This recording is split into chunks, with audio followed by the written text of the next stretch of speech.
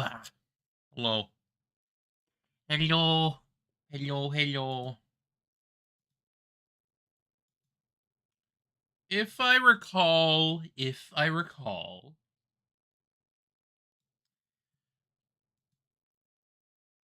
a great chunk of this case in particular is pretty much trial only. Like, there's only, like, 2 investigation phases, if I recall. Otherwise, it's mostly trial because, especially because of a past segment. A past segment, which is just all trial. Like, it's basically mostly just a trial driven case, which honestly is probably for the better regarding the case itself, because it's like a good way to, like, most of what you learn in these cases anyways is like through trial, so just how it goes. Just how it be.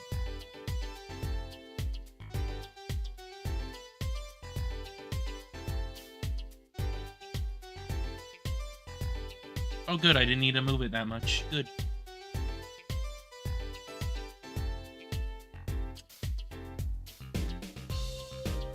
But yeah, investigation's gonna be pretty minimal in this case, which I don't mind too much, because realistically, I think investigation is probably one of the weaker aspects of this entry in particular. I mean, once I get back around to, like, Ace Attorney Investigations, because I really want to play those games again, specifically. The way they do investigations there just feels a lot more natural, because you never have to go into a trial sequence. Everything is just happening on site, which is really nice. But we'll get to that when we get to that, because, yeah. It'll probably not be relatively soon, that's for certain.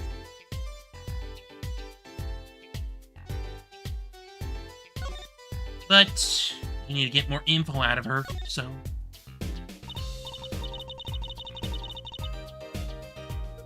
So, this, Drew Misham was some kind of artist? Apparently. Did a lot of illustrations for book, I hear. Had a lot of female fans, too, for what it's worth. Oh? Well, I guess this stuff is kind of pretty. That oil painting over there, for instance. Yeah. That wasn't one of his illustrations, actually. Huh? So it's a standalone painting or something? Is that what she means? He was an odd bird, Mission. I hadn't shown his face to anyone until the end. What do you mean to anyone? He was always locked up in here in this studio apparently. His only connection to the outside world was through letters he put in that letterbox there. He was a recluse. Letters? Do people still write letters? What do you mean, Apollo? I mean, when was the last time you wrote a real letter?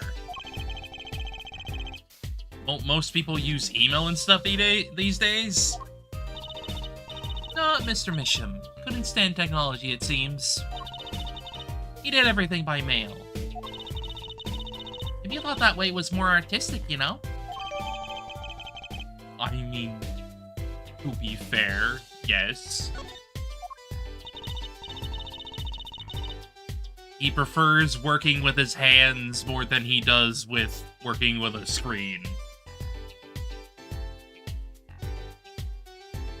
In any case, the only person besides him allowed in here was his daughter, Vera. Oh, you mean the killer? The suspect, please. We took some fingerprints, of course. The ones found in the room were Mr. Misham's and Vera's, basically. I mean, it makes sense because they live together. Like, of course her freaking fingerprints are here. That doesn't make her the friggin' killer, though. Basically. Actually, last night, Mr. Misham gave an interview to a reporter for the first time. It happened during the interview, apparently. His first interview ever? Can you tell us a bit more about what happened the night of the murder?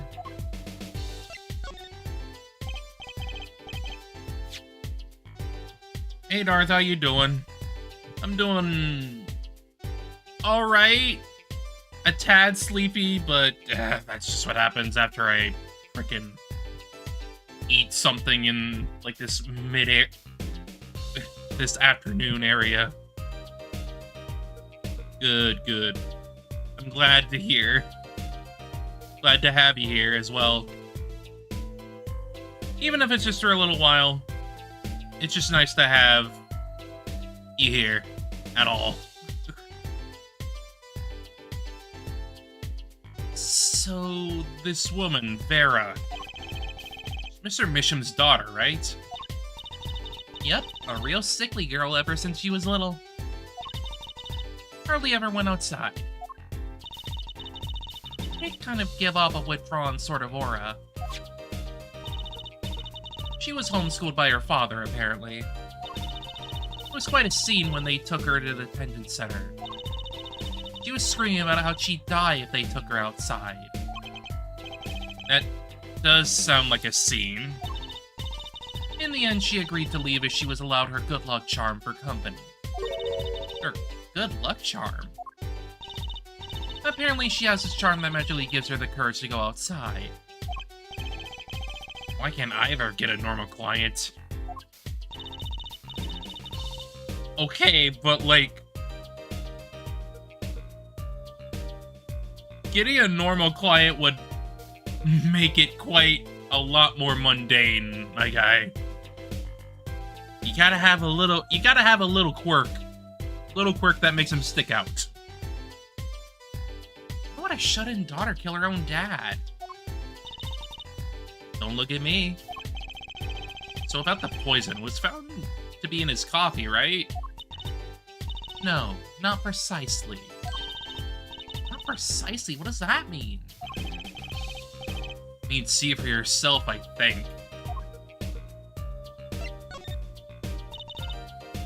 Like I said, last night was the first time someone from the outside came into the studio. I guess mysterious painters who never go outside make for good articles.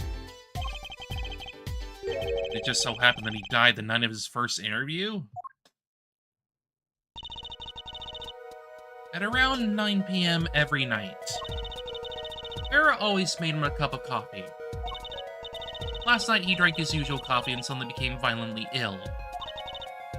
And died? He poisoned on the night of his interview? Wouldn't the reporter see? He wasn't near Mr. Misham when she brought her father his coffee. He was checking out some equipment in the back of the room. Supposedly that's why she didn't notice he was there. It was a reporter who called the police, in fact.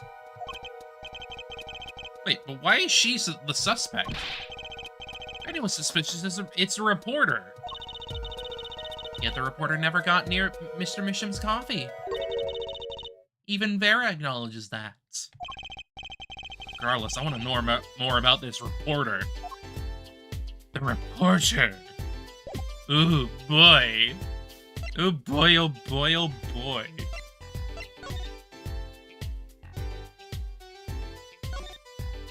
That frickin' painting behind there. Hey, there's a painting hidden back here. Hey, you're right. What if it was very easy somehow he didn't want anyone to see it? Certainly seemed pleased by the possibility. Huh. It's so normal. It's hardly something to get mad about. Huh? What is it, Apollo? Doesn't this painting look like... Never mind. The other one over there, yes.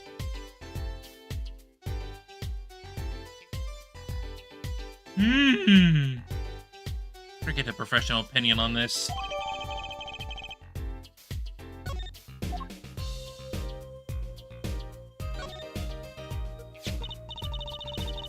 Ah, that's the victim's coffee mug. Ah, so the poison was in there. This is my first time seeing a real poisoned mug of coffee. I would hope so.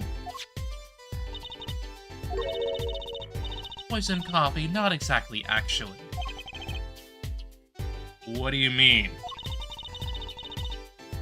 No traces of poison were found in the coffee.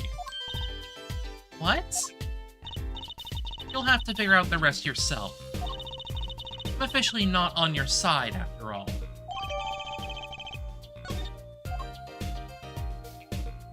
I'm pretty sure we can guess what happened based on the lip mark. Pretty sure.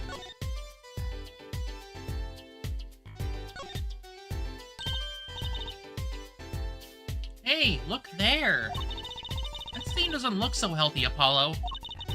Must be the Blue Mountain stuff we've been hearing about. Something tells me even Blue Mountain coffee isn't this blue. No, the stain is probably... Better ask Emma. What's it about, Emma? What's the poison here?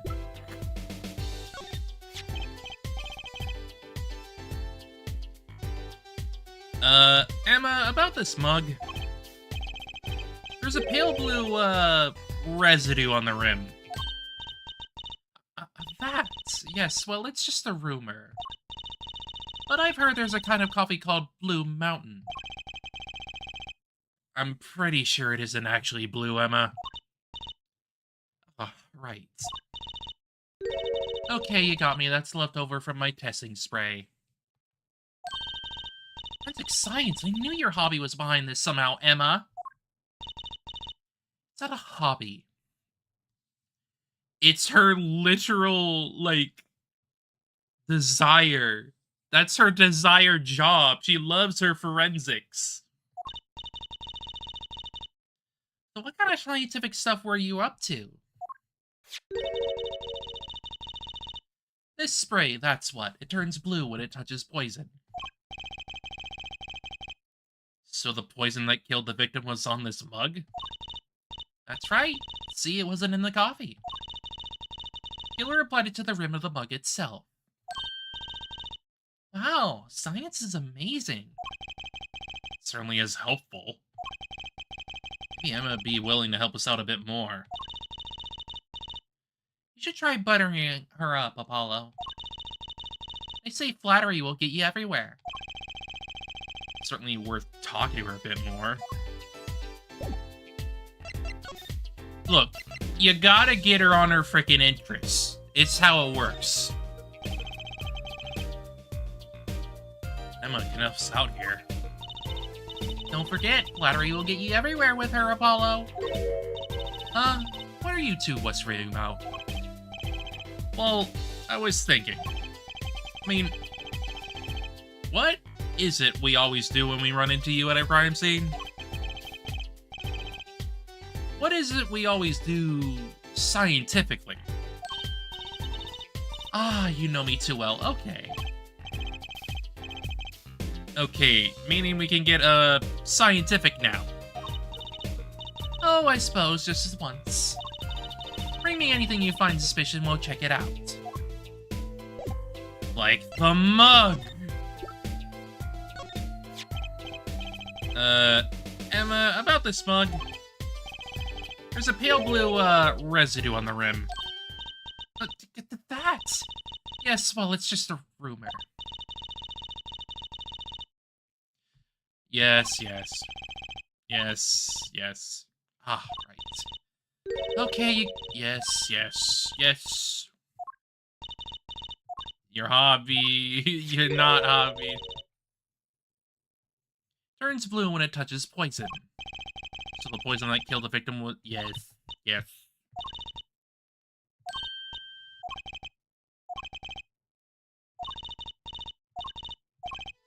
Wait a minute. About poison analysis.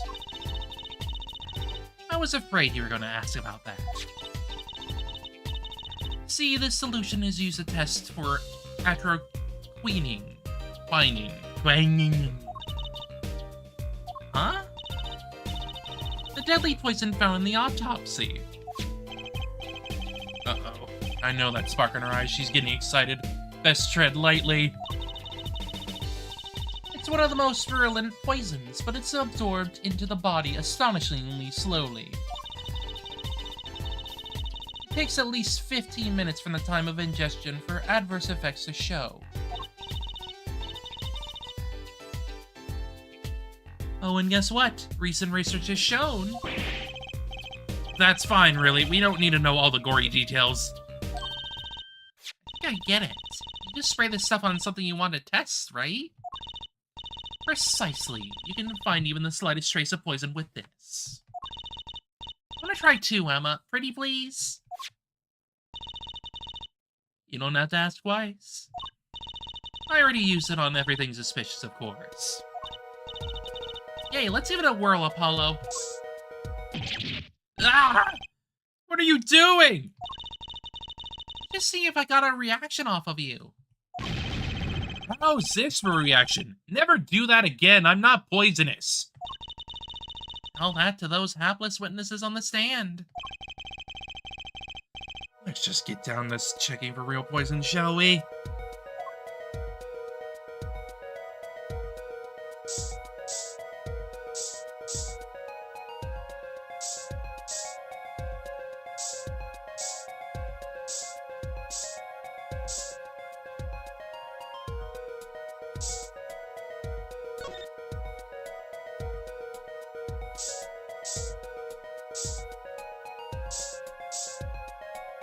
Spray.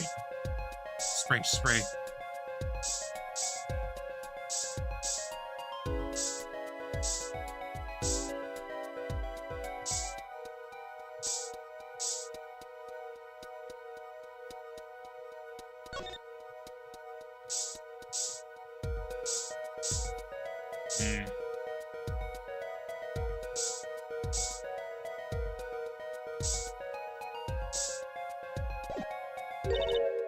Too bad, no reaction there. Sure, I'm gonna check out all the likely spots. Wait a second. What is it, Apollo? Did you spray that little desk over there? I don't think so. The spray probably can't reach that far, you know. Let's check it out, just to be sure. You gotta be a little bit sure.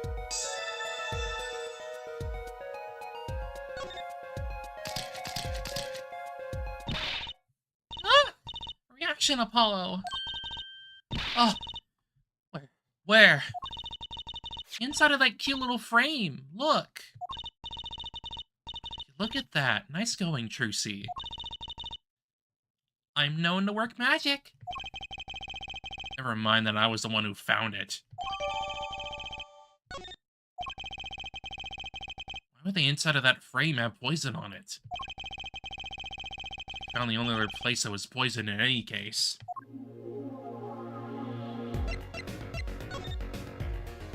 May as well check the other side then. Let's take a closer look at this desk here.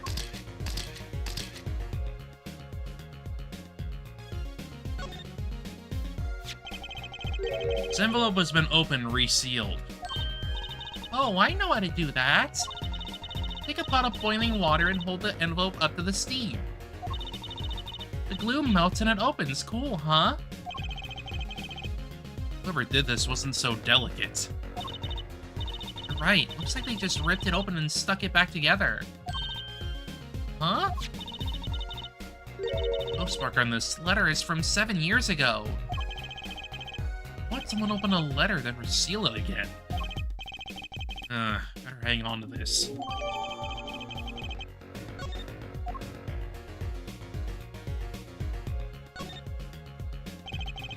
Why there's a poison on this tiny frame. Very strange indeed. Wait, I know. I thought it was poison from the time he bought it. Haven't you heard about some of the kinds of green paint being toxic? I don't think they sell that kind of anymore, and the poison was intertwining anyway. Tiny mysterious poison frame. Hard to say.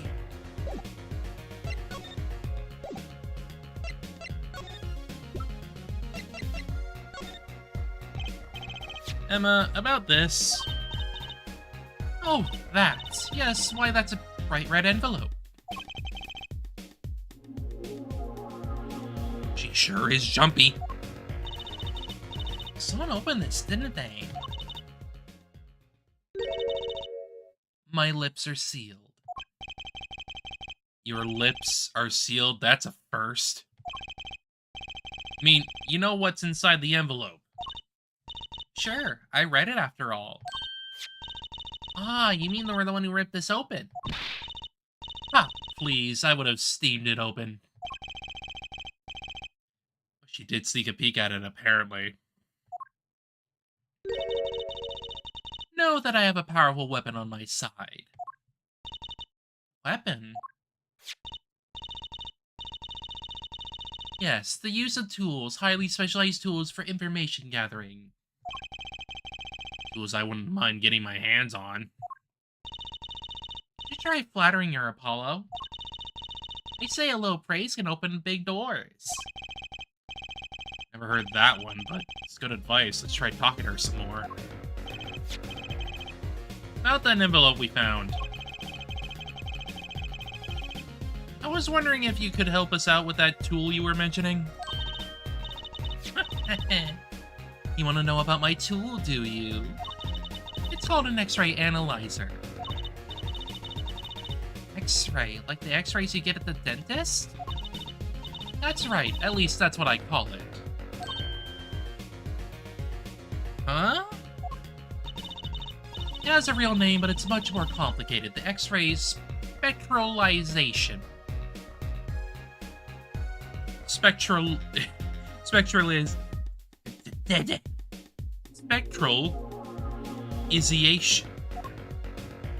Wild. Something. How am I supposed to remember that? All that. So basically, it just lets you see inside things like envelopes. That's right. You're sharp, Trucy. But it's a bit more complicated than that. In practice, of course. Actually, to tell the truth, I'm not really sure how it works scientifically. Can I try it, Anna, please? Oh, I suppose. Of course, I've already checked out everything suspicious myself. Alright, let's give it a spin, Apollo. Ah! What are you doing? Oh, just seeing if I could see through your hair, but it's like lead. Point that thing at me anymore and it might all fall out. I wouldn't need an X-ray machine to see through it. Let's just get down to business, shall we? Right, let's test it on a sample first. It just so happens that I have a lottery ticket here.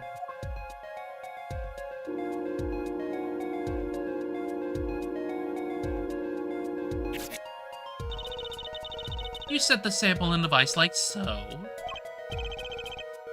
I don't see anything. Patience, there's no need to get all antsy.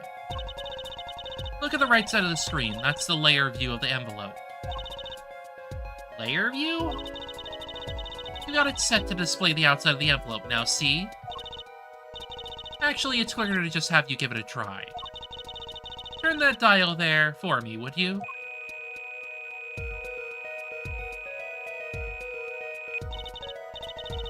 That's right, that's just how you want... choose what depth you want to scan. Hey, I got something! See, that's how you can read the letters on the ticket inside. Cool, huh? Except I can't read them. Just turn the dial a little more. What you have to understand is that a sheet of paper isn't really flat at all. When you zoom in that much, you see that the paper is likely a bunch of hills and valleys. Oh, really? This X-ray device uses a beam with a wavelength of only 0.05 microns. It breaks cards down into thin layers so it can only show what's written on that layer. I'm not entirely following you, but what good is it if you can't read anything? That's why we can go on to step 2. Try rubbing the image a bit if you would. Rubbing, like going over the image? Yes, holding space, of course.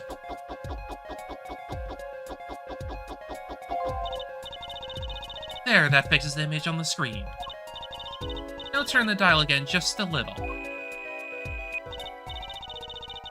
Good, now you can run this image to fix it too. Hey, I get it. Keep doing this until we got the whole thing. Exactly, not bad. Neat, let's do some more.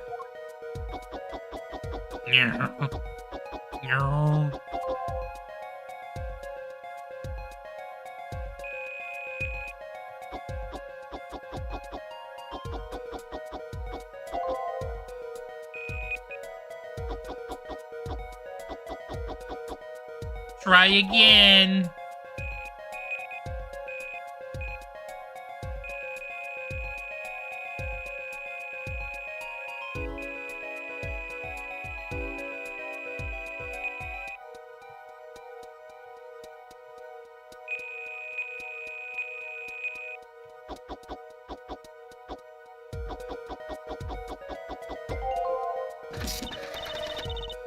Okay, let's print this one out. Does that mean I have to buy another one to win? Well, it's Emma's ticket. Let's let her buy another one. It's okay, there's no need. But see, this is the true hidden power of my weapon. Neat, huh? Now, let's try it out on the real thing, shall we?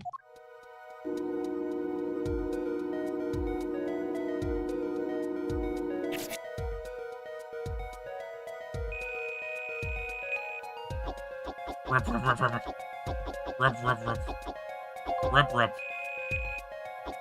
rub, rub, rub, rub, rub, rub, rub.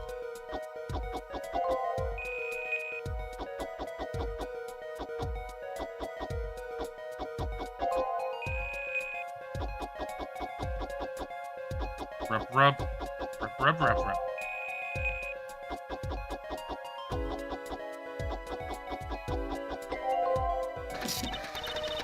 Okay, let's print this one out.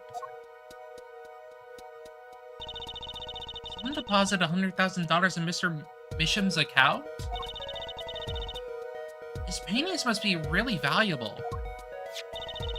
There's another page in there. Care to take a look? You bet I do. If you're gonna read someone's mail, you might as well read it all. Here goes with the second page then.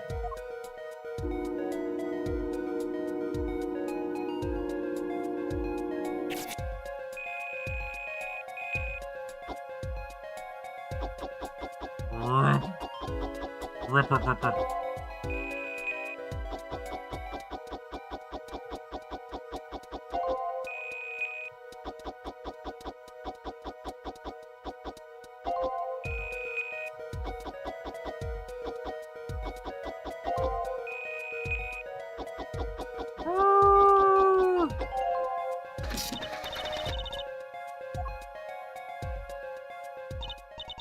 So it was a letter about payment for one of his paintings.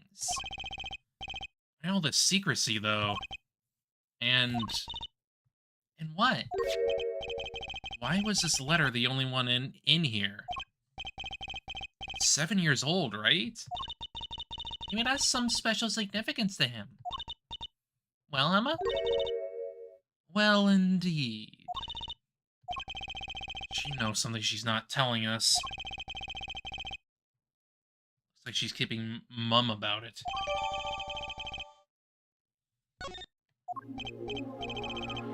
So, Emma, I was wondering, what's the story about this reporter that came here for this story the night of the crime? Oh, I'm afraid I can't tell you. Besides, he's gonna be a witness tomorrow, I hear. I thought so. I'll never forget that face, but what was his name? Oh, right. Russell. Yes, him. Fucking Russell. Russell? After I scooped the cell to the papers. Reporter comes for an interview with a painter. His first interview ever, and that night he's killed. Seems strange to you? Really strange. Does raise a few questions.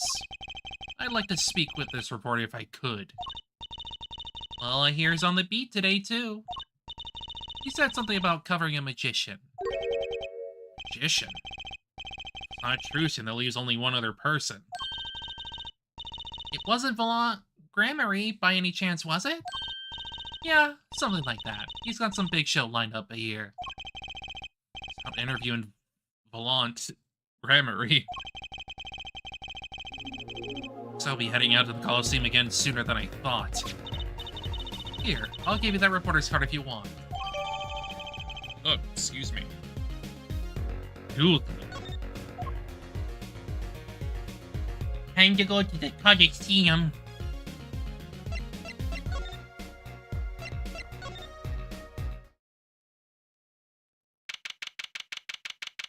Betcher. Blue Betcher.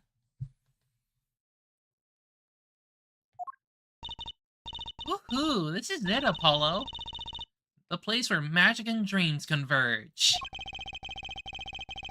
Just a while ago was the place where murder and nightmares converged. Let's go say hi to Uncle Volant. What about the case? Only a performer laughs like that. The young Miss Trucy. How often I hope we meet again, only to tell myself it was an impossible dream. Uncle Volant, how's it going? Glad to see you too. Of course you are, my dear. Humility is definitely not one of his stronger traits. Well, Miss Trucy, how does the day find you? If you come to give me flowers, do it after the show, I beg you. Actually, we came to wish you a good luck. Congratulations on your big magic show. Oh, but it is I who wish to congratulate you. Not everyone is so lucky as to witness miracles such as the ones I shall perform. Yeah, you're amazing. We get the picture. The world will watch in wonderment as Magnify's illusions are reborn. Here on stage, by my hand.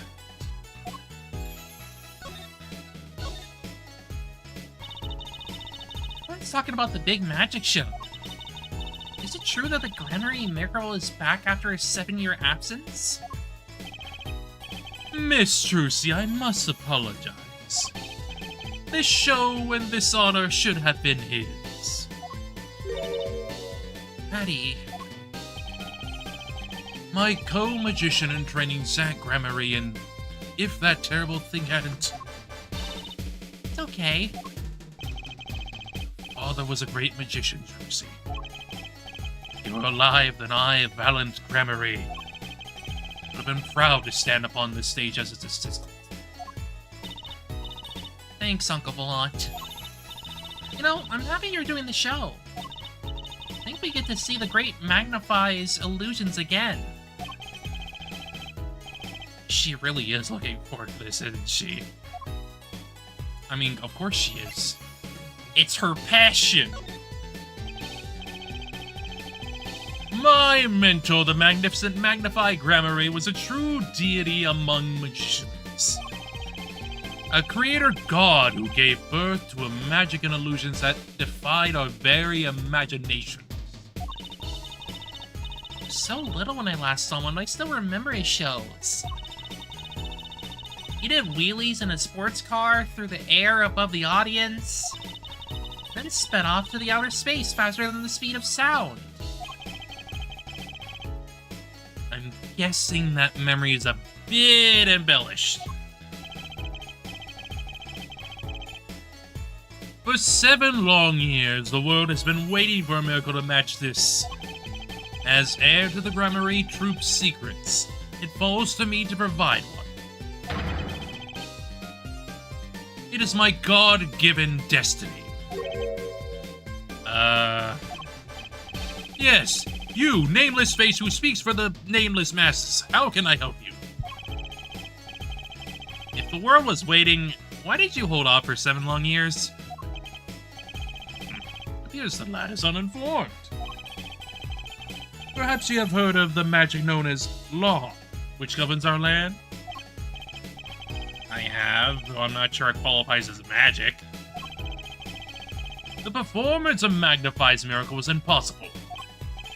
A certain law prevented it for 7 years, but no more.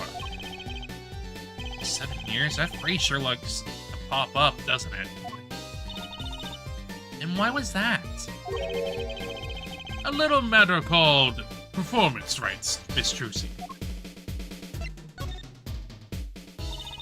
Can you tell us about these performance rights? Magnify's magic relied on an incredibly innovative idea. A trick, if you will. That trick wasn't considered his property, and as such was protected by property laws. Intellectual property, maybe? Magnify knew this and bequeathed it in his will. To one person. I mean, him? Yes, Miss Trucy, it was your father. Zach Gramarye was the inheritor of the Gramarye miracle. Daddy. Yet, as you well know, he is gone. He disappeared suddenly 7 years ago. I think I see where the story is going. Once a person is classified missing for a certain period of time, they're considered legally deceased, correct? In all absoluteness, those rolled-up sleeves conceal your competence well, young man. That certain period of time of which you speak is 7 years. Ah.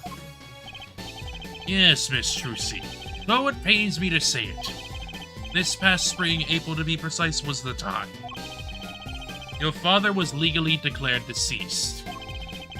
In the absence of a formal will, the secrets of our mighty mentor Magnify passed to me.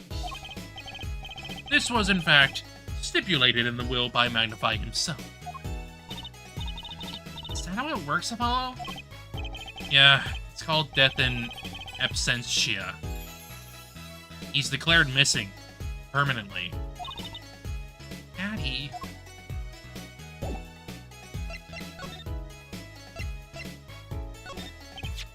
I was wondering if you could tell me about this. Aha! Why, there bears the Gramarye seal.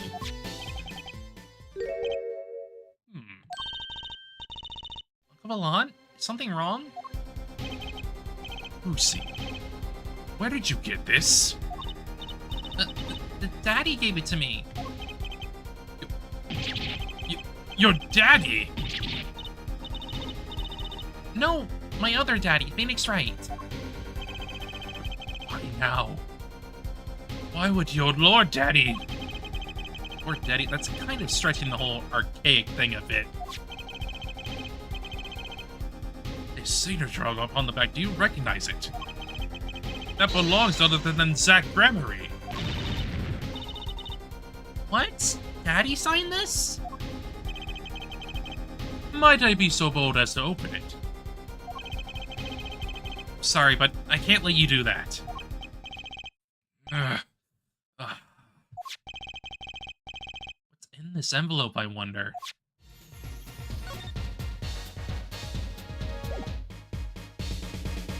Do not open until the time is right.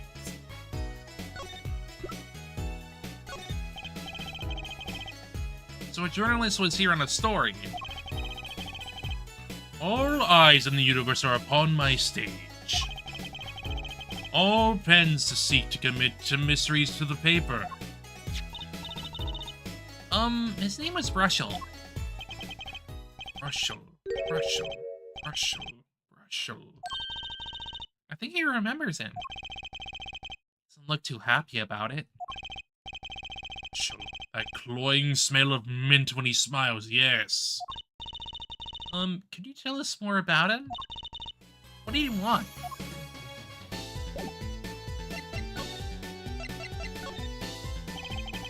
A man by that name called on me just now. Just now? Vallant's vision is always toward tomorrow. Vallant's feet step always forward. That is all. That's all? Very confusing.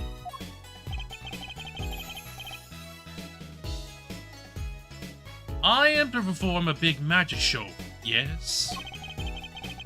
I wanted someone to cover it. Yet he had ears only for that incident. That incident? In any case, I requested that rapacious reporter remove himself. So a painter has died.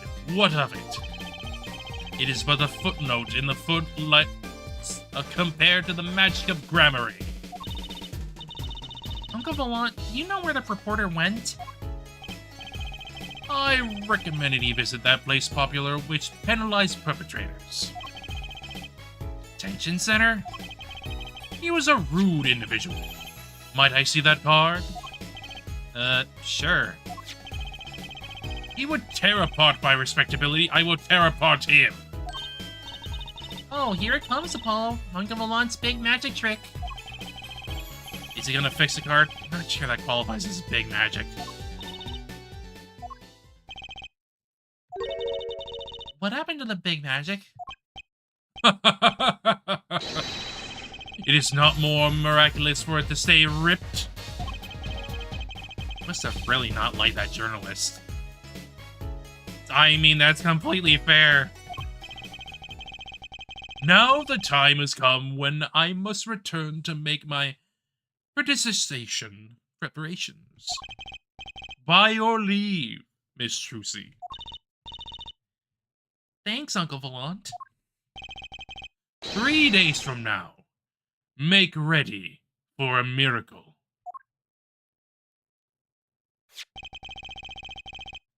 What do you think that journalist was after? Why did Vallant react like that to this envelope? It's time to pay the detention center another visit.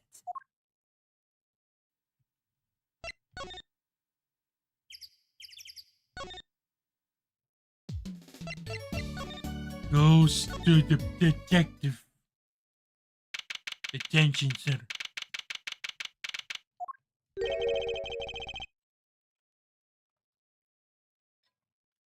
I think I hear what you're saying. We're all doing it for the money. End quote. No, not at all. Someone's already meeting here. Even that reporter? There he is. Hey there! How you doing? Who might you be? Sorry. We didn't know someone was already here. I'm Apollo Justice, attorney at law. Talk about a nervous monkey. You? You're Justice? You? You know me? Do I know you? Of course I know you. Stares down witnesses on the stand till they spill beans. End quote. That's not true. What's he writing? Are you a reporter by chance? Ooh, you're Trucy. Am I famous? Oh yeah. Trucy Wright hates carrying a bag. Puts everything she owns on her panties, end quote. That's not true. Just hold on to your breeches there. I'll wrap up this interview in a jiffy. Interview? So, guard, I think I know what's going on here. Guarding rooms is my life. What else could I possibly need? End quote. No, how many times do I have to tell you this? Look, I've got work to do. You deal with him. Did you come here to interview the guard? Oh, wee, what a pickle. Accused wouldn't talk, had to interview someone or go plumb crazy. End quote. Huh.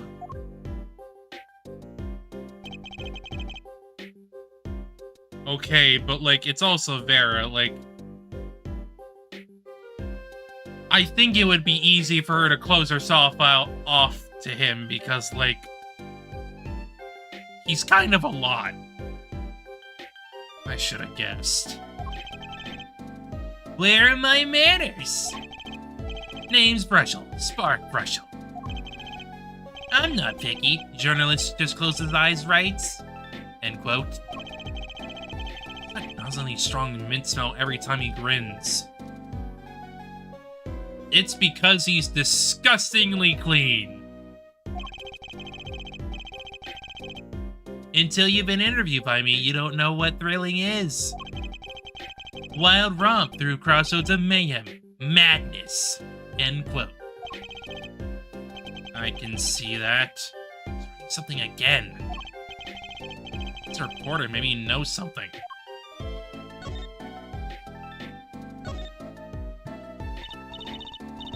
So, Mr. Brusher, you're a journalist? Ah, me? Look, let me state one thing for the record here. Yes?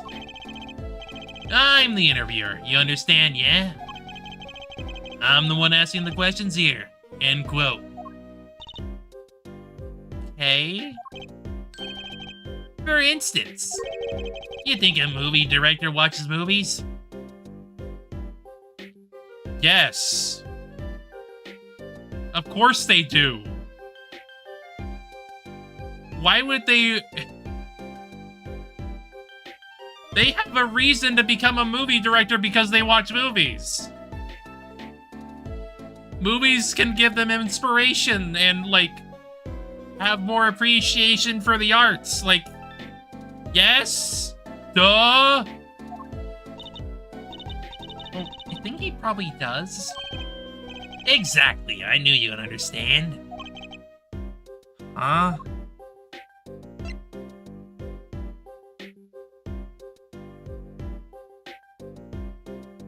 That was pointless. But that's also Brushel. The night of the murder. You are at Drew's studio. Who, me? Look, let me state one thing for the record. Yes? I may look calm and collected, but I'm busy. Real busy, always on the road. Journalist always buys one-way tickets, never looks back. End quote.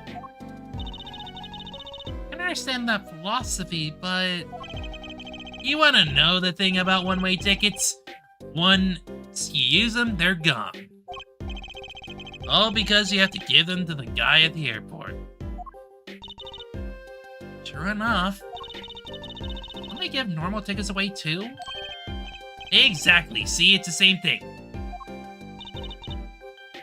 What is?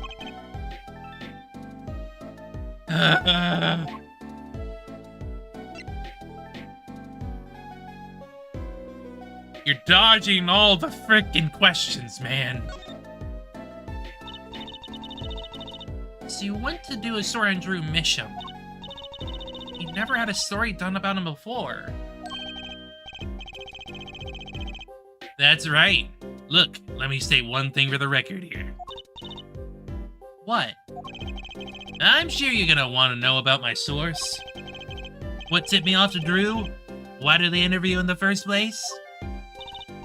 Well, yes. Look, it's like... Oh, I've got it. Say, there's this burger joint with fabulous ketchup. You think the burger guy's gonna tell me where he got it? At the supermarket, maybe? Exactly, see? That's what I'm talking about. I think I may have actually understood that one. Well, there's nothing I can talk about, really. Walls have ears, eyes, especially glass walls with speakers, end quote. Right, guess we'll leave then. But since you're here, might as well tell you a tidbit of news I saw, just for the heck of it. Sure, tell us, just for the heck of it. I remember like it was yesterday. I'd seen a movie on a trip and wandered into this burger place with amazing ketchup, when an article in a tabloid caught my eye. Famous oil painting stolen from art dealer's gallery. End quote, I believe it was. An oil painting? Happens every day, right? But I thought I'd seen that painting somewhere before. Painting of a giant peach floating down a river. Stolen oil painting of a giant peach? Journalists can smell scoop better than burgers. End quote.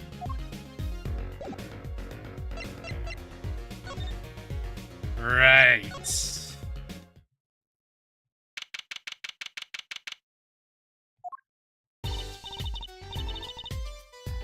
Well, how'd it go? Find anything out? Actually, there was one thing I wanted to check with you. What's with that scary face you're making? What's with the I know something but I'm not telling face you got going on, Enema?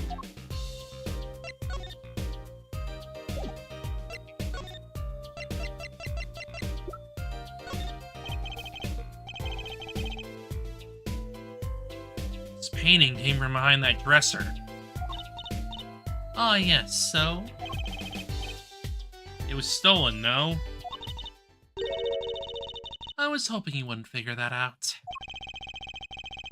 Do you think you could tell us a bit about this? I suppose. It's what you think. Drew Misham was a forger. Forger? I mean, makes sense. So what exactly is a forger? Well, basically it's someone who makes forgeries. Fakes, in other words. Fakes? Copies of an original. Exact copies so precise you can't tell them apart. Not just photocopy them. The big problem with forgeries is that people try to sell them as a real article. It's a crime, of course. True mission was a criminal? I'm afraid so. He received money to create elaborate forgeries. To supplement his work in illustration, I guess. I see. Actually, that's why I brought this here in the first place. What do you mean? You're trying to determine if a painting is a forgery. The rough sketch underneath can be a valuable clue.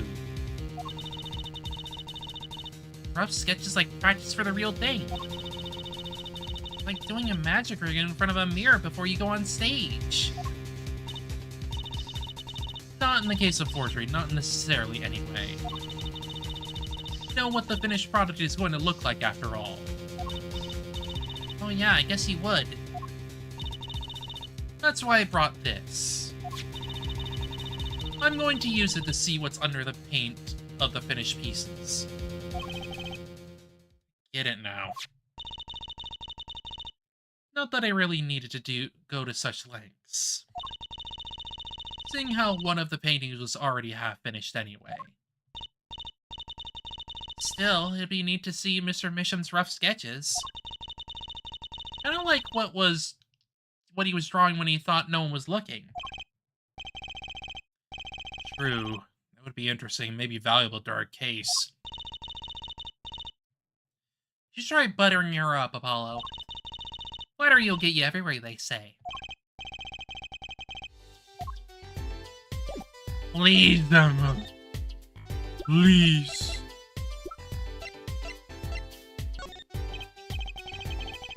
I kind of want to see the rough sketch under this painting.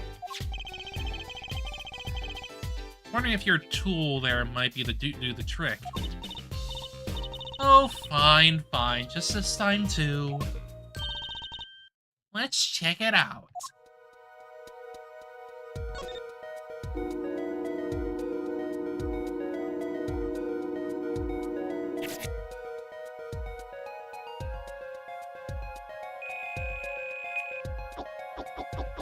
Rub, rub, rub, rub, rub, rub, rub, rub, rub, rub, rub.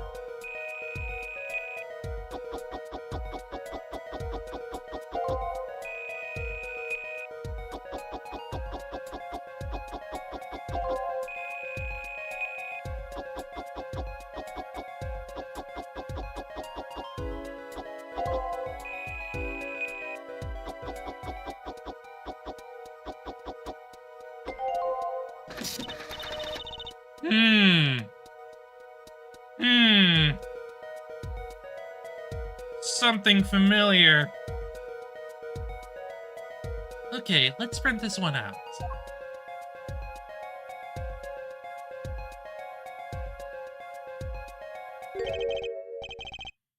The heck? Wow, he really blows. Finished painting isn't anything like that rough. Devices like mine didn't exist until recently. He probably thought he could draw any sort of thing he wanted to for the rough. What do you mean? Well, in the past, you could only analyze the composition of a rough sketch. Composition? In other words, the traces of charcoal between paint and canvas. So you could tell if there had been a rough sketch. But not what it looked like.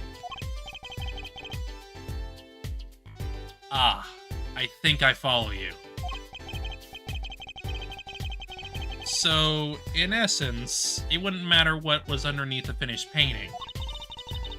Some pros would actually paint out a rough sketch entirely, and do a completely new painting on top of that. So your mission was drawing whatever you wanted before painting over them? Possibly. Is there a problem with that? Not particularly, but something about the sketch itself is kind of odd.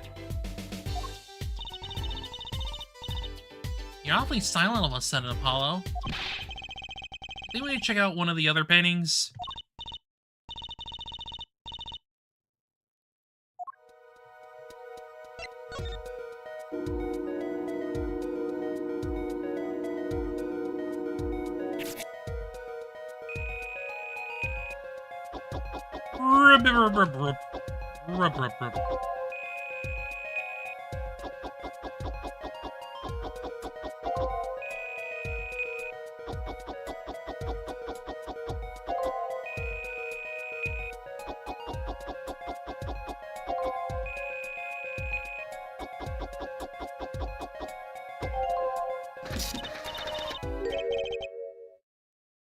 This one too. What's wrong, Apollo? You look so serious all of a sudden. Think I could just look at the last of these. Don't mind me. Knock yourself out. They look very familiar to our previous cases.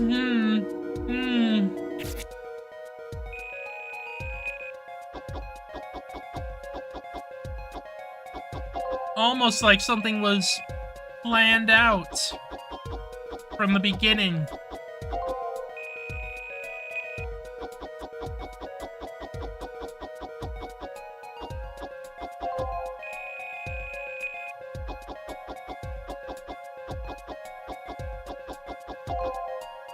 Yeah, that's the stage. That's the stage.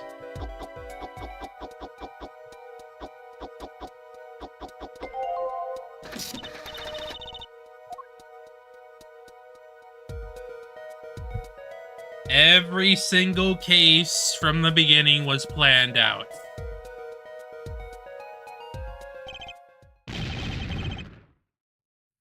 What the heck is all this? May I ask why you're getting so excited? Sure the device isn't leaking some kind of strange radiation? Trucy, look at all these 3 sketches. Do you notice anything?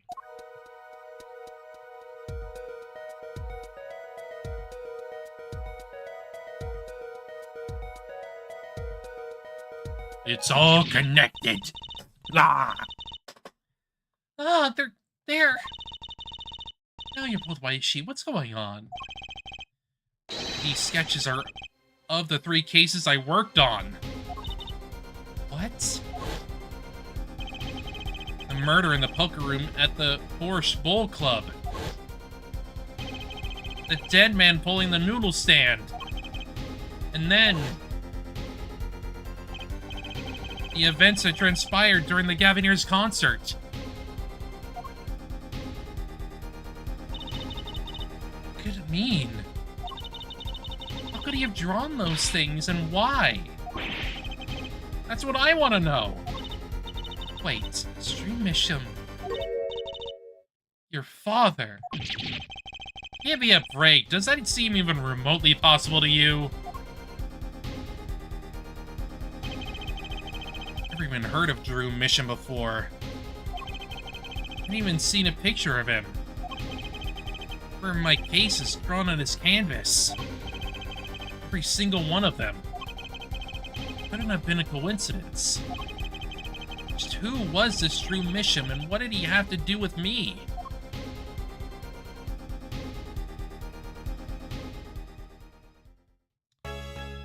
Could be a bit more than that, because who's the man behind Drew Misham? Who? Who indeed?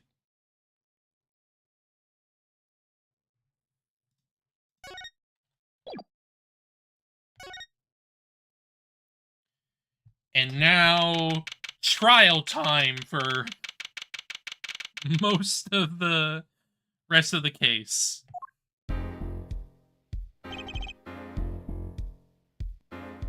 Good morning.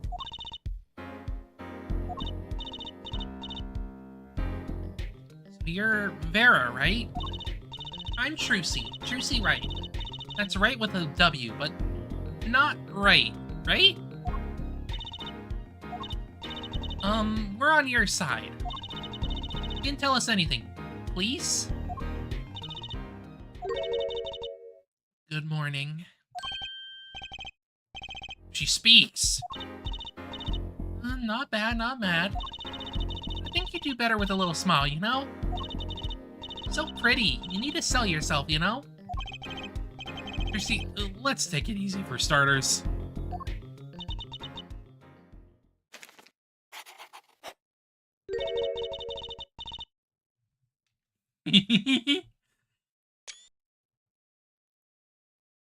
This is how she expresses herself. Thank you for taking my case. Okay, well, that's a start, I guess. She goes with the nail polish again. That's great, really. It's so cultured.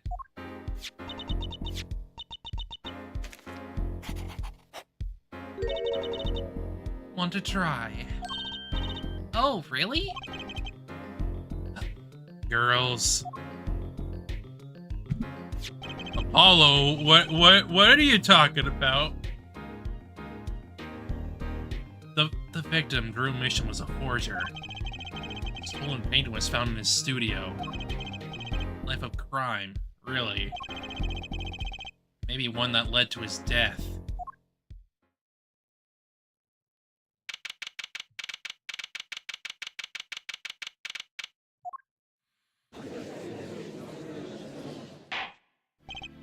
Well, we will now, begin the, trial of Vera Misham. Is the judge okay? He's all raspy and he's looking around all nervous like.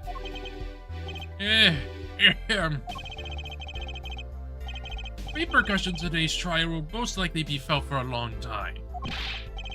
may indeed alter our legal system forever. Today is the hot test of the jury system, and the first step toward a new order in our courts.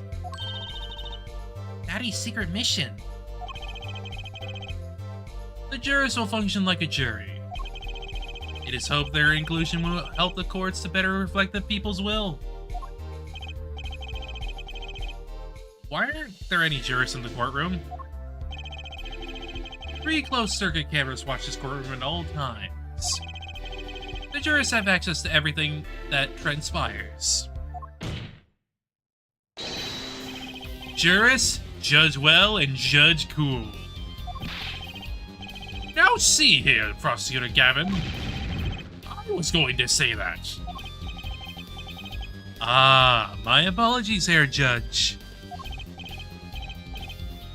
Ahem. Jurors today, judge today's trial coolly, if you would be so kind. Jurors are bound by the letter of the law. They don't affect the trial with evidence, but by their feelings. We're about to find out just what effect they're going to have. Very well, Prosecutor Gavin. The details of the case, if you would. The victim is the painter Drew Misham. He was killed in his own studio.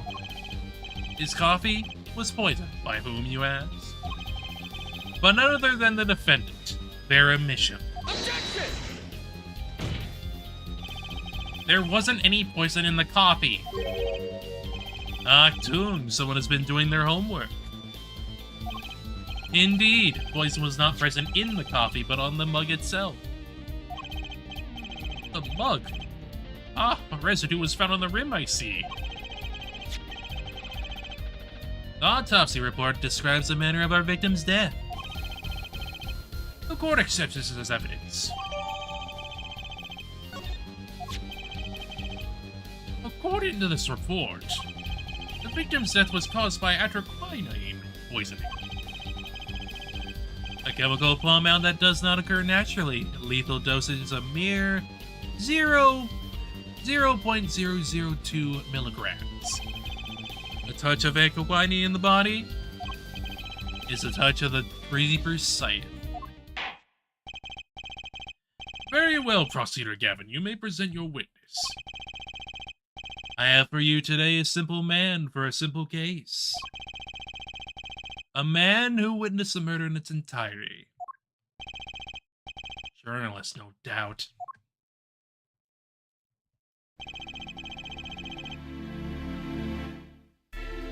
The witness will state his name and occupation.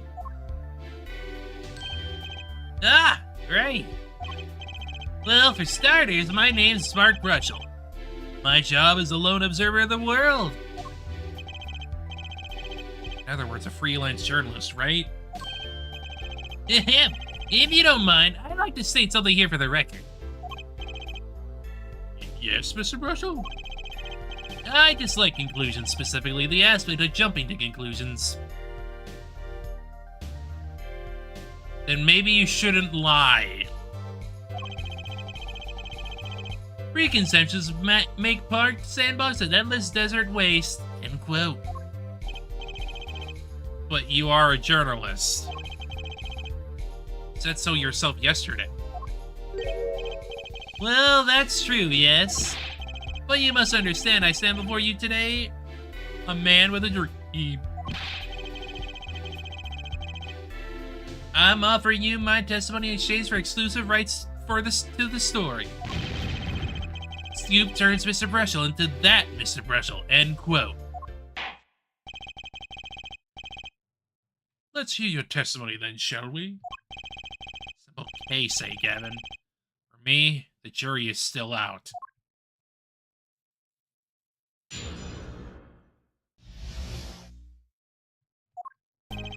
I visited the studio around 9 o'clock that night to do the interview.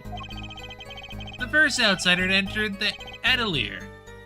Journalistic history made, end quote. His daughter brought us coffee right after we started. And you know what happened next? Star Falls, end quote.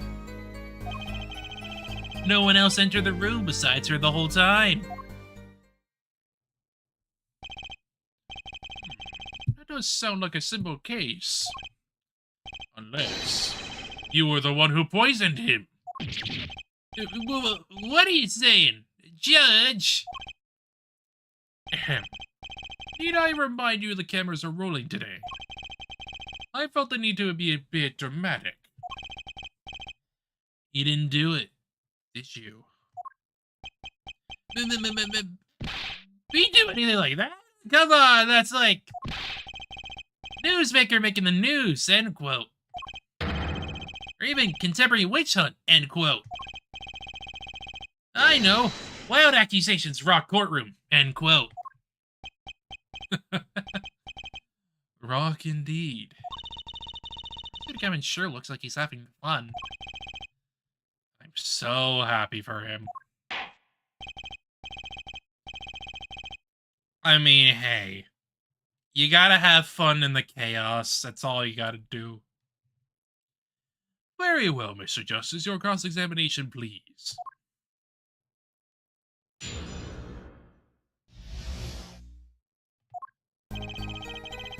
I visited the studio around 9 o'clock. Yeah.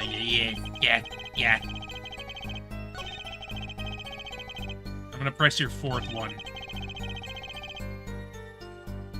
Because what about that? Hold it! What's this about a star falling?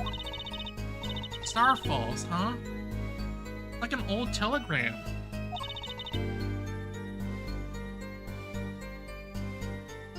Send money over. Zowie, you don't know? That's like a journalism code word. An important personage passes away as star falls. Get it? No gravity in space, is there? I don't think stars could fall, really. Does this matter? Oh boy, this is good stuff, good stuff. How about star breaks? Nah, lacks much.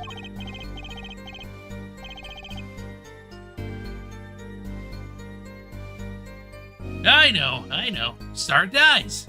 Nah, lacks imagination. Of course you could go with Drew dies, straight to the point. I like it. I think we need to hear about something a little more substantial. His coffee. You say Mr. Misham had the coffee too. But did you actually see him drink the coffee? Of course! He who sees it wins, but he who says it wins bigger. End quote. I live in a man sees dog eat dog writes about it world yet wild. Yet. I guess I can't say I saw him drink it, really. He had one so-called sip at that. And puts lips to mug, drinks, end quote. That poison is quite virulent, I hear. My stomach did a so-called somersault. And I gulped down that coffee without so much as a second glance at it. Wait, maybe something's there. Some kind of so-called trick. Anyone want to venture a guess for the record? Does this guy have a pause button? Well, Mr. Justice, did you find that testimony valuable? Yes, actually. Victim drank his coffee, then immediately fell over. Yeah, that's a problem. It takes 15 minutes for the symptoms to take effect. Oh, yes, you can go to the press with that one. Your Honor, this is a vital piece of information. Please add it to the testimony. Very well, the witness will add this to his testimony. Vital. Right.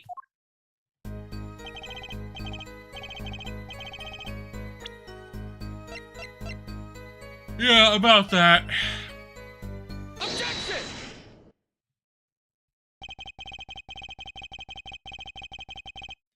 You know what I have a problem with? A particular property of the poison used, atroquinine. Oh, Prosecutor Gavin was quite clear about the poison. Lethal dosage of... A lethal dosage paralyzes the central nervous system. If you drank that, even you, Mr. Justice, would be reduced to a quivering pile. Why are you using me as an example?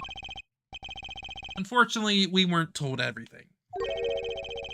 There was a vital omission in Prosecutor Gavin's information. An omission?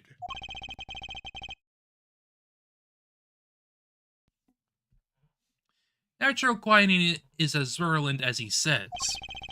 Death doesn't come upon ingestion, not immediately. That's because natural quinine is slow acting. Slow acting? What? According to one forensic scientist.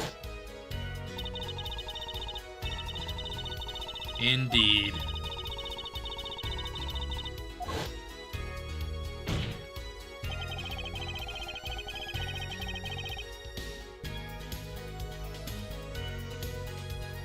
If we suppose that the moment Mr. Misham sipped the coffee was when he sealed his fate, then he would still have time left to enjoy his last cup of Joe.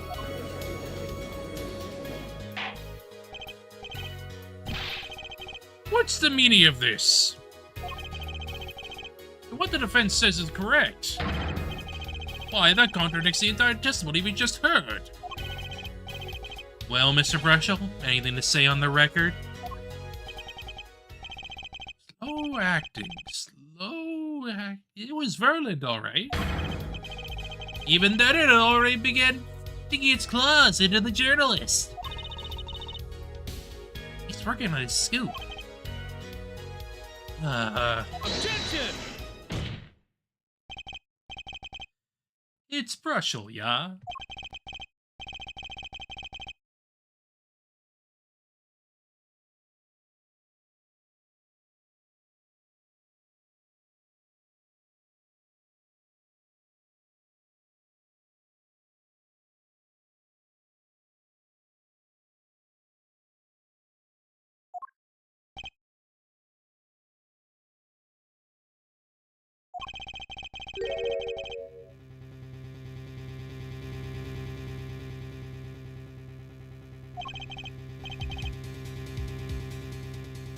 Think it over, this is vital.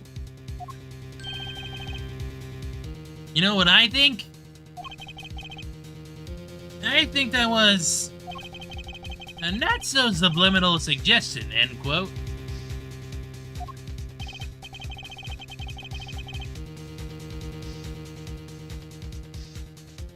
I admit, it does cause a problem that he died when you say he died. I would be forced to say Auf Wiedersehen to my simple case. And you would be forced to say farewell to your article. Come again?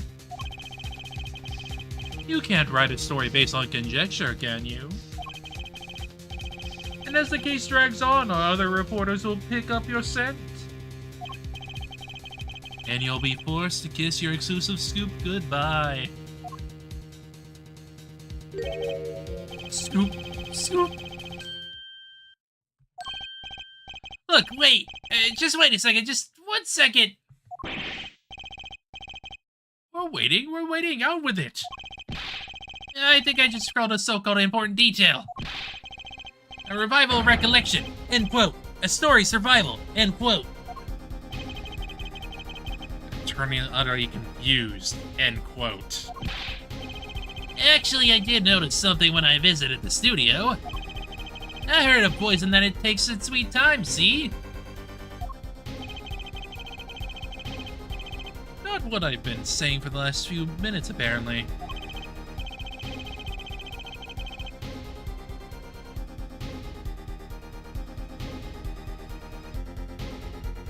Mr. Brushel, are you saying you noticed something that explains what happened? You bet I am. The antidote for a poisonous contradiction, end quote, you might say. Or you still have no idea what you're talking about, end quote, I might say. I figured it out, but only after an in-depth interview. See, thanks to my journalism skills, I know who poisoned that coffee.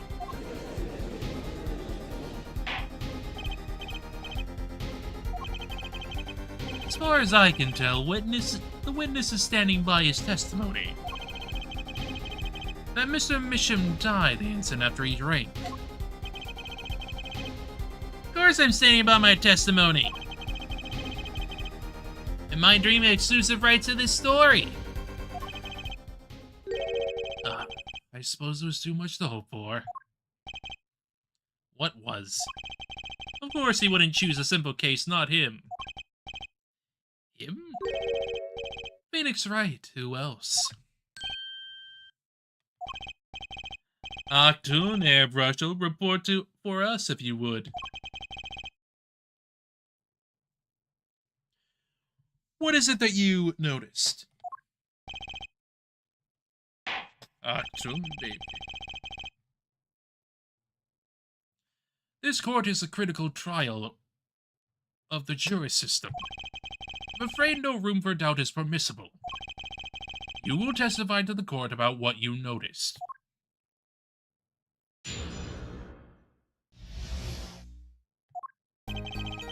When I arrived at the studio, Mr. Mission was at his desk. He seemed to be writing a letter, but he quickly sealed the envelope. And I thought nothing of it at the time, of course. Now that I think about it, what if he was writing a suicide note?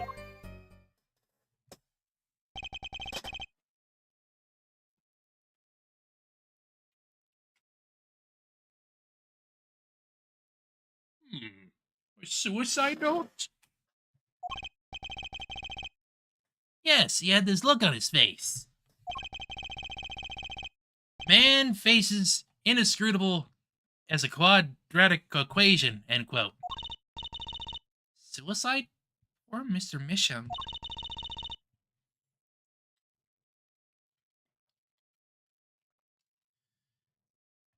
That means Vera is innocent.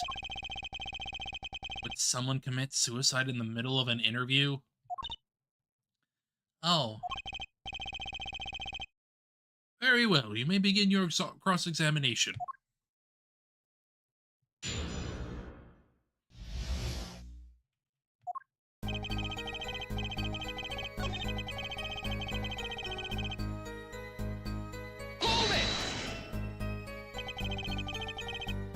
So he put the letter away when he saw you?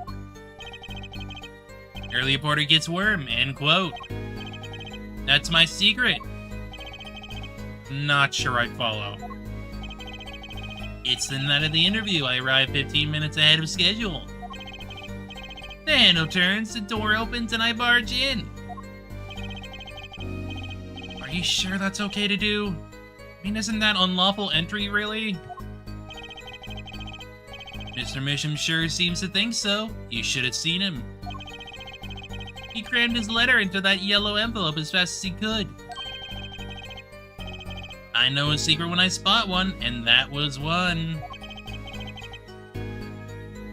It does seem significant. Well, Mr. Justice? Wonder.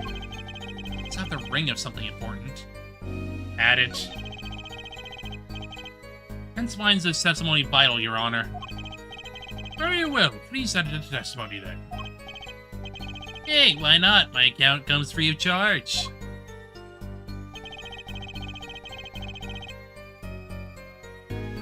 My guy, it was red! It was red! Objection! As it just so happens, there was a single letter in a desk drawer at the scene. In a red envelope. What? Prosecutor Gavin. Yes? Was a yellow envelope found at the scene of the crime? Unfortunately, no, but hair for Ed. It's easy to mistake the color of an envelope. I guess. Not this envelope. You see, it was postmarked already, 7 years ago. Well, Mr. Brushel, can explain that. True, right? You wanted to get that letter in an envelope pronto. Get out of my sight with my beady eyes, right? So he grabbed the nearest envelope and scrammed away. And what about the whole red and yellow envelope contradiction, chump? Well, Mr. Justice, have you anything to say to witness's claim? That night, the victim put a letter he had been writing in a red envelope. Impossible. That's impossible. Ah, I like your expression, so full of confidence. It's simple, really. As it just so happens, the defense team investigated the contents of this envelope. With the assistance of the forensic scientist. What? Note that this letter is addressed to Drew Misham. Oh? Why would he address a letter to himself? Let alone send a suicide note to himself. I've been scooped!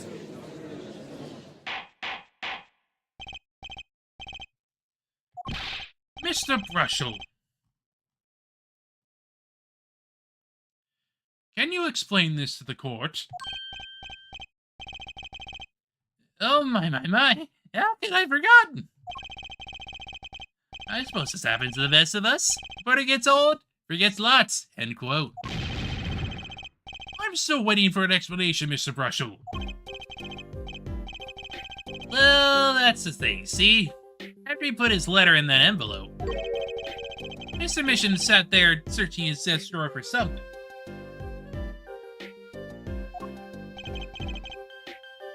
His desk drawer?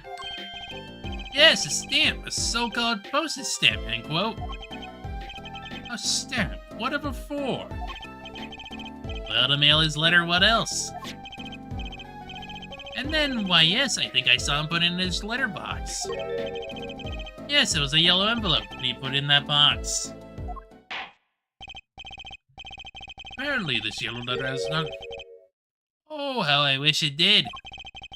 Just think if that were a suicide note, what a story.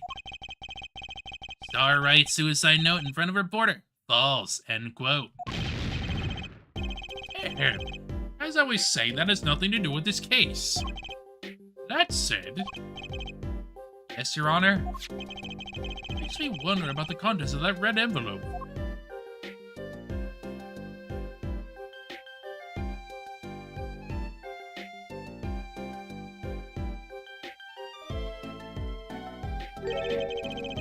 $100,000 is quite a good deal of money.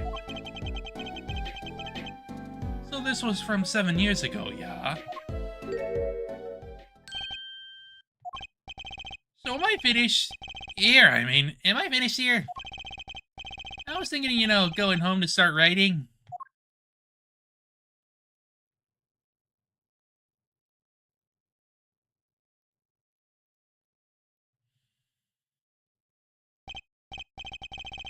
I hate to state what should be pretty obvious to anyone.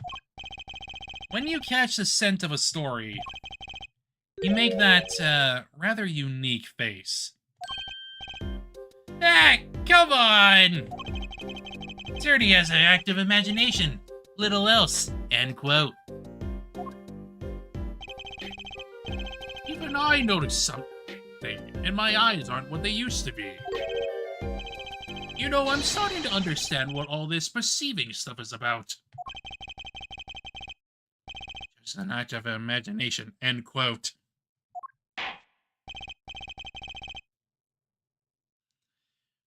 Please continue with your testimony.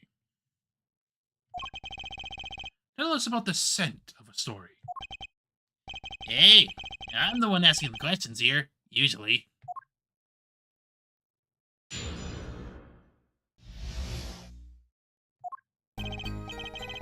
Actually, it took a bit of a work to get thumbs up on the interview.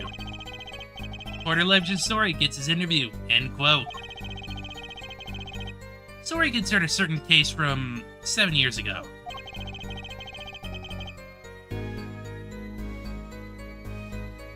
That red envelope probably had something to do with it. Say what you will, but Drew's talent was without compare.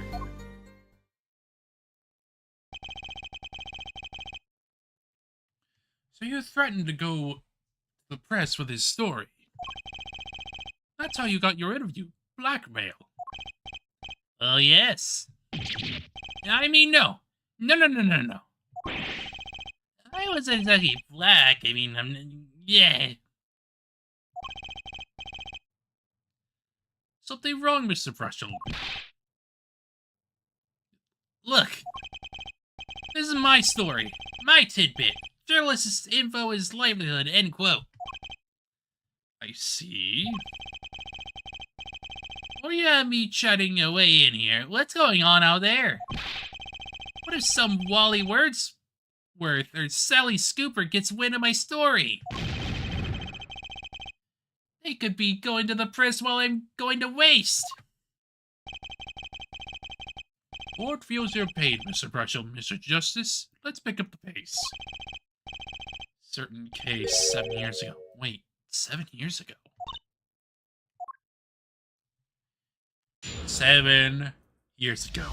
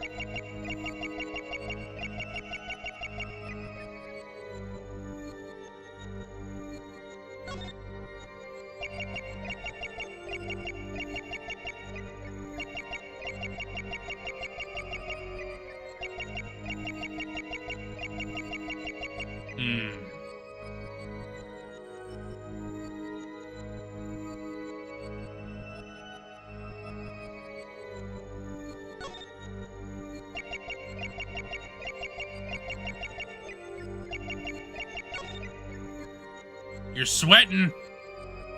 Gotcha!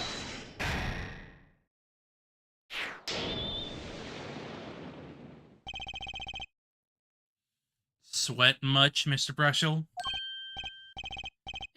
Yeah, well... Man can't help his glance, you know? It's more that when Mr. Misham's talent was mentioned, he suddenly began to sweat buckets. Ugh. You're hiding something about his talent. What? That's ridiculous. Evidence time. Show where Mr. Misham's true talent lay. It just so happens I have evidence showing the talent mentioned in the letter. Take that! This painting was found in Mr. Misham's studio. There are two problems with this painting.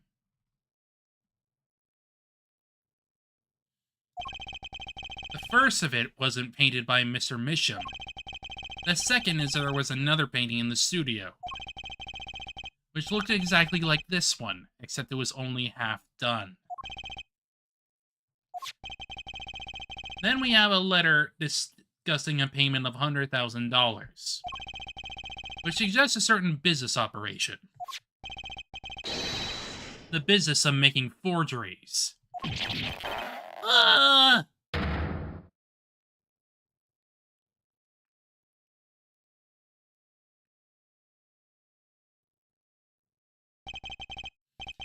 That is all, Your Honor. Everyone! Please! Everyone! Can we keep this private, please? This is my story, my scoop! Forgery, that's a serious crime. Drew Misham is known as an artist these days. There were rumors he dabbled in another kind of art until a few years back. Other art, meaning forgery? Drew Misham was talented at making precise, detailed fakes. The fact that certain criminal elements were quick to discover. Criminal elements?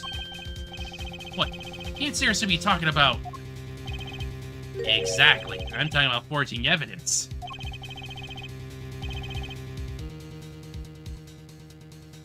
The rumors started circulating 7 years ago. 7 years ago? Are we to understand that this letter, this paid $100,000 was for... Exactly. Forged evidence nets tidy profit, end quote.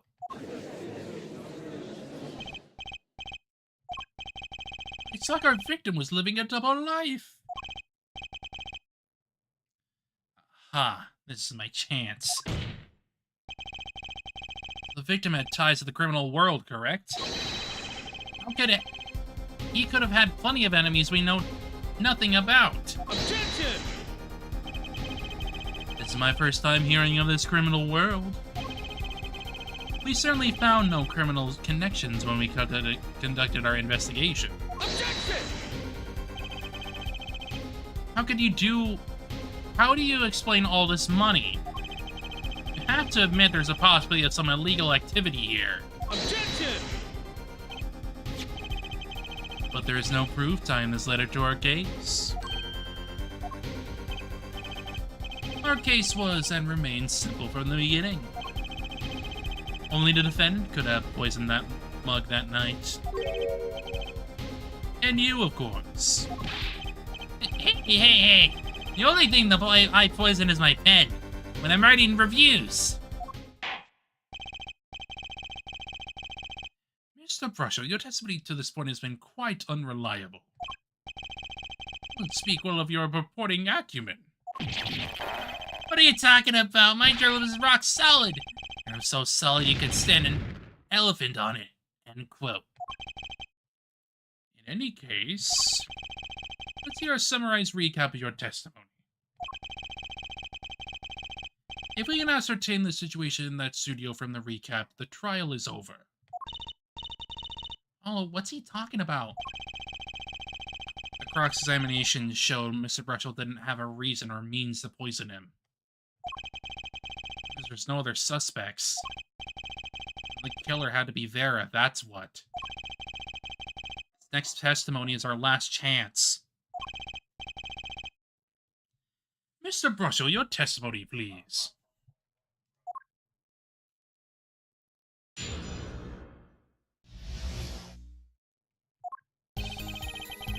The only other person in the studio that night was the defendant. It was Vera who poured the coffee. She admitted as much herself. The only thing that touched Drew's lips during the interview was that mug. Nothing left that studio after he died. Nothing. Clearly the only one who could have poisoned him was his daughter. A nice testimony, clear, succinct, and without room for doubt. Ah, shucks, you really think so? I believe this clarifies the situation that night. Very well, Mr. Justice. You may begin your final cross-examination. Right. I still have one trump card left to play. I won't let this trial end until I use it. We will. We will.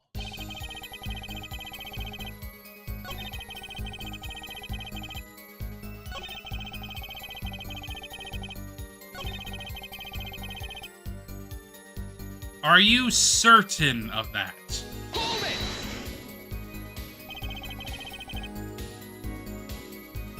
Not one thing. You're sure? Yep, it sure can be. Well, with one exception.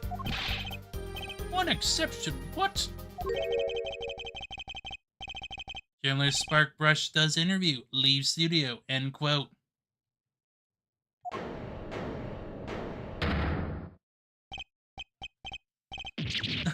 Come on.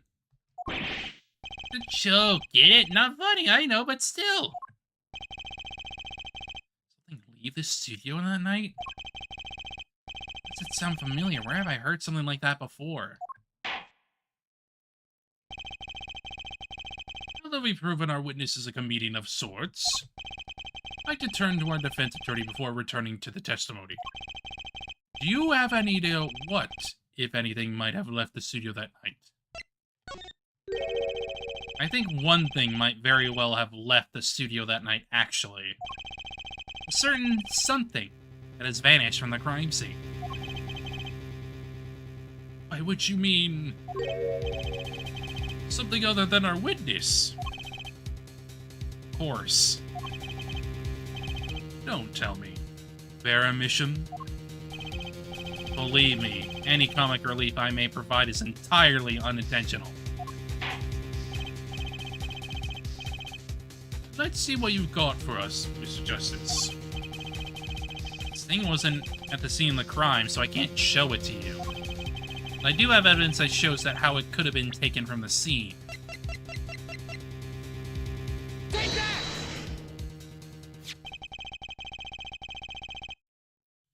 This is the only link between that studio and the outside world. A letterbox. What did Mr. Brushell just tell us? When he entered the studio on the night of the murder, the victim had just finished writing a letter. Yeah, I said that. Yeah, it was true. Furthermore, he went on to tell us that he put the letter in a yellow envelope and put it in the letterbox. Ah. But that very same letterbox was empty. In other words, that night the yellow envelope disappeared. Objection! Ah, yes, intriguing. So an envelope has disappeared from the scene of the crime. Of course, this changes nothing. Huh? He has a point, Mr. Justice. What we're trying to figure out here is how the poison got into Mr. Misham. Is it really important that this envelope the witness says he saw disappeared? If it did disappear, then something did leave the studio that night. Seems very important to me. Very well, then. The witness will add this to his testimony. You got it. I still think this fails to change anything, Hair Forehead. Wouldn't be so sure. Letter disappeared from the crime scene that night. It's exactly the opening I've been looking for.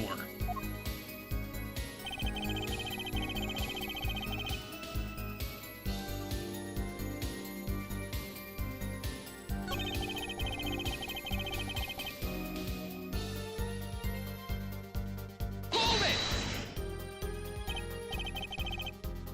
You're sure about that? Well, to be really precise, I was Billy gobbling mint candies the whole time. One of those candies might have been poisoned. Yet at the time of the autopsy, no fresh fragrance of mint filled the room. And no mint residue was found. It's a long shot anyway. Don't tell me you're still trying to prove this. You think the victim ate, drank, or otherwise ingested something other than coffee? Well, Mr. Justice, if you have some proof... Possibly is there, I can feel it. Just maybe not prove it, not yet. Possibly isn't gonna cut it now. Cut it, not now. Mr. Misham ingested that poison via route other than that coffee. Proof is possible. It knows nothing. I mean, we found the trace of poison in that frickin' tiny frame, so... you know...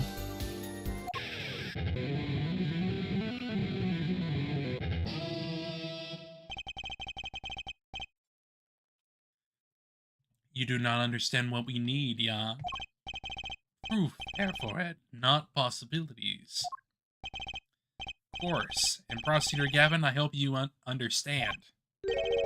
I'm ready to give you that proof. What did you say? I have proof of the disappearing envelope. I saw him writing a letter, I did. Which was picked up by the mailman, I assume. Of course, which means that envelope had a stamp on it. A stamp? Ah! As we all know, stamps come with dried glue on the back. In order to use the glue, you have to wet it by licking the stamp. Objection! No one worth talking to actually lick stamps in this day and age. Objection! Even if you wanted to talk to him, you couldn't. He's dead, after all. Objection! Okay, so he licked the stamp, but wait. How does that explain the intertwining on the rim of the coffee's mug? Objection! If he licked the back of the poison stamp, the poison would get on his tongue, yes? What would then happen if he put the coffee mug to his mouth, Those traces on the mug weren't the killer's doing, it was the other way around. What? The coffee mug didn't poison Mr. Misham. Mr. Misham poisoned the coffee mug himself.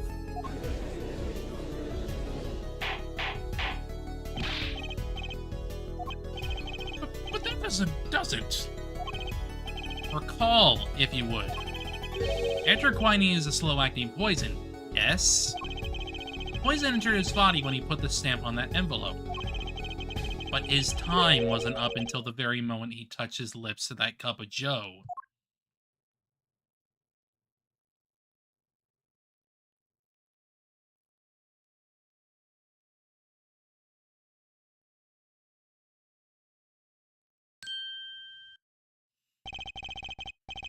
You have something to add, Mr. Brushel? Uh-oh. His nose is picking up another scent. As I believe I mentioned earlier. Well, that's the thing, see? After he put his letter in the envelope, submission sat there searching his destroyed for something. Yes, a stamp, a so-called postage stamp. End quote. But you know, I don't seem to remember him ever finding one. Maybe he just run out.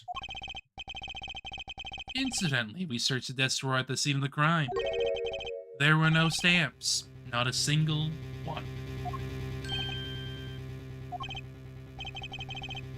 That does pose a problem. How will you prove that the stamp was coated with poison? Actually, I'm glad no other stamps were found. Makes proving the stamp he used was poison possible. Good show, good show. You can't even prove there was a stamp at the scene in the first place. Well, let's hear what the defense has to say anyway. Where's your evidence that proves the existence of this poison stamp? The tiny frame.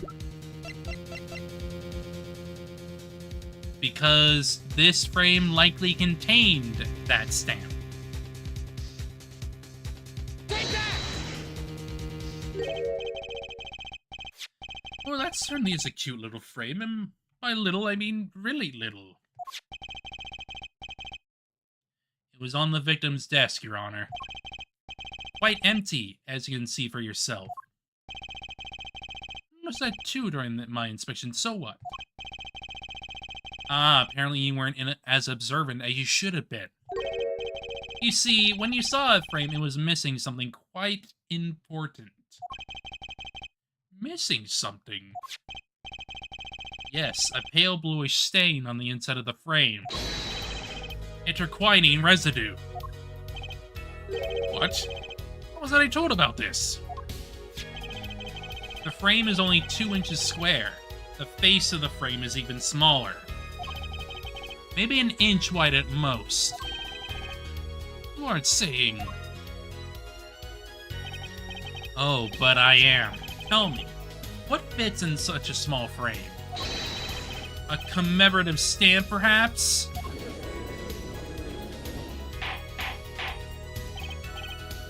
Hello, how you doing?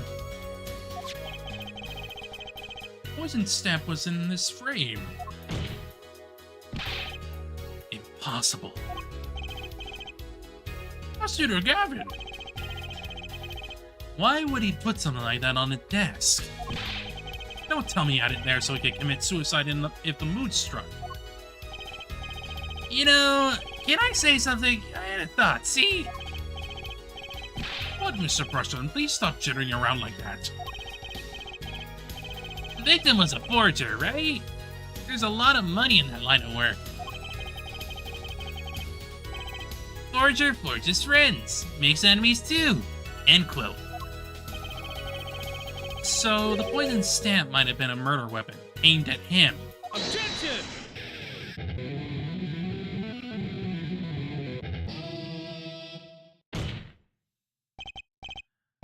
Oh, rich. That's rich. Leave the regulars, flight to fancy the Gavanier's song lyrics, please. Finally, something we agree on. The stamp was a murder weapon. Nonsense.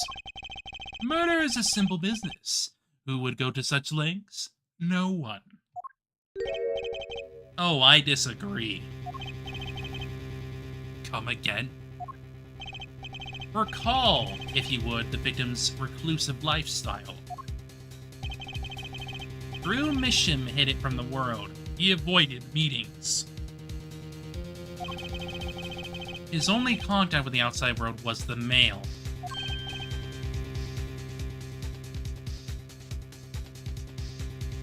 The mail? Never played nor seen an Ace Attorney game, but I'll figure it out. The basic idea is kind of just like,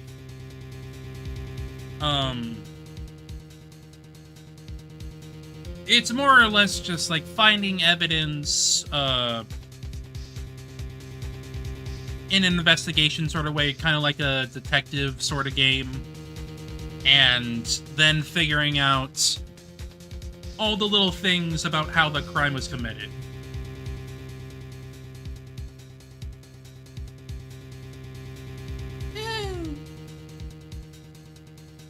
It's more like, if you know what a visual novel is, it's closer to that. It just happens to have some level of puzzle gameplay involved. Mail.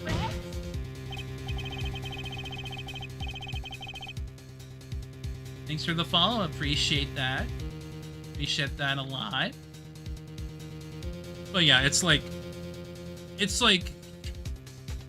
visual novel with some puzzle gameplay elements where you need to figure it out for yourself. What fits into the specific... What explains the reason for why this is that kind of thing. It's a little bit of detective work. Now, if you wanted to kill someone you couldn't meet, but you knew red letters.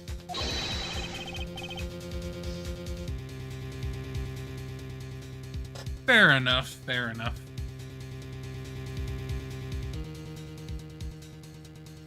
Yeah, it's more or less... You kind of just need to be, like, into it for the characters and story most of the time, I would say. Because, frankly, that is most of, like, what makes a visual novel interesting, at least to me. You want it for the story and its characters more than you would the gameplay, really.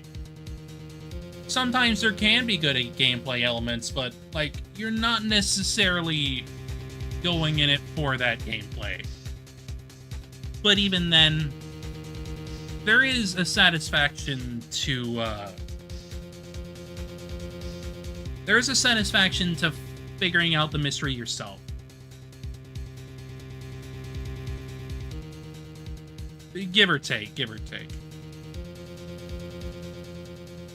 But it's also just like the satisfaction of a detective mystery where the reader is involved in the process of it.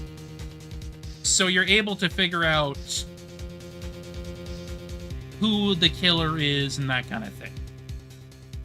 Think about it in that way, where any detective game that has an interactive element wants to have the player involved in the proceedings, in the process.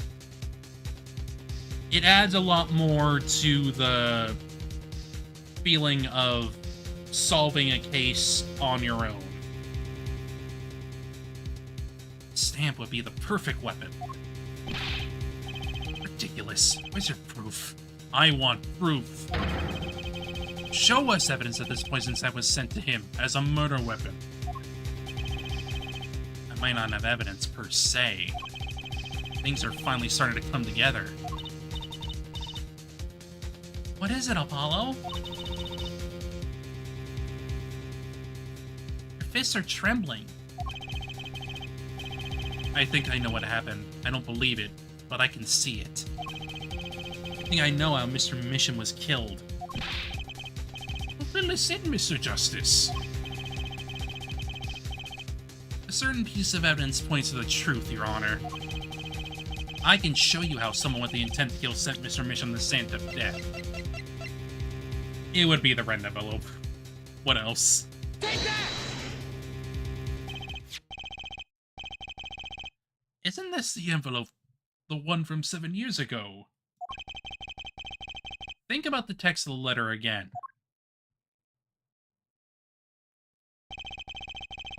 There were 2 pages in the envelope. This is page 1.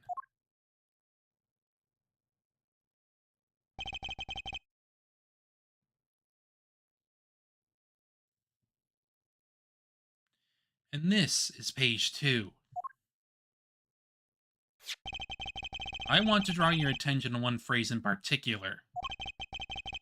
Send in the enclosed envelope with the enclosed stamp within 3 days. The enclosed stamp, Your Honor. Ah. In other words, if I have this straight, the stamp, poison on the stamp, lick, lick. End quote. And what if he had done exactly as the letter asked? He would sign the document, put it in the envelope, and put the stamp on it, right? Then he would put it in this letterbox. 15 minutes would have elapsed between affixing the stamp and mailing the letter. So the clock started ticking when the time came. He drew his last breath. And the murder weapon would be taken away from the scene. Quite conveniently thanks to the postal system.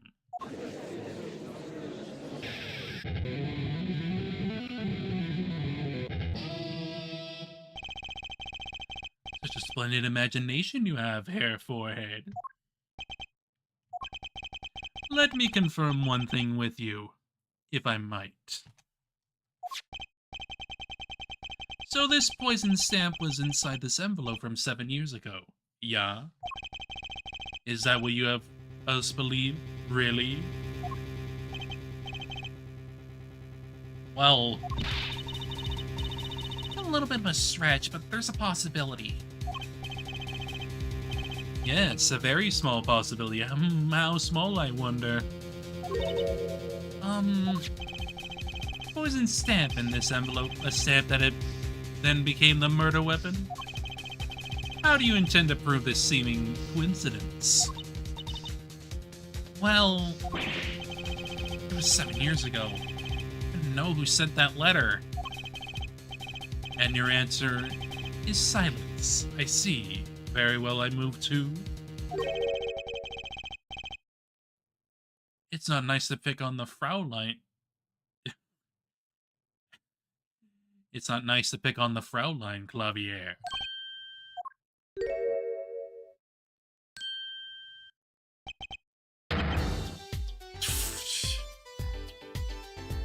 Random frickin' Christoph She had the appearance of Kristoff, apparently. Ah, Emma. Well, like my Kristoff Gavin impression, did I sound like him? Don't quit your day job. Don't you have a crime scene to be looking after, Fraulein Detective? Someone had to come dig you all out of the mess you're making of this case. Mess? You know, none of this would have happened if you just trusted in science a little more. You can find out if that stamp was in that envelope easy.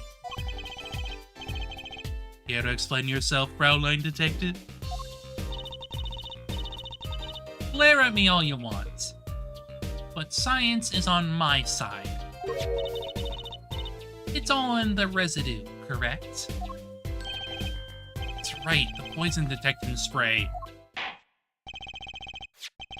Produce the red envelope at once. You can open it on the authority of the court.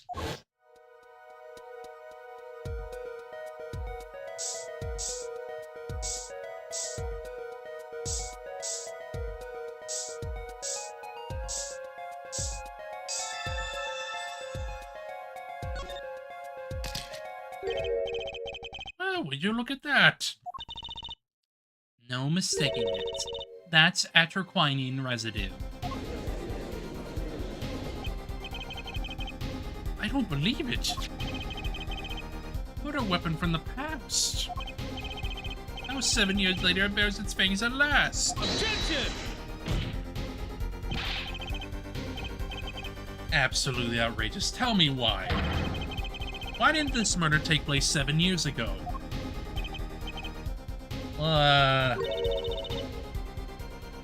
There's one possibility. Maybe Mr. Misham figured it out. Figured out what? He realized that the person who sent that letter wanted him dead. So he sent his reply with a different stamp. There's decisive evidence in a frame.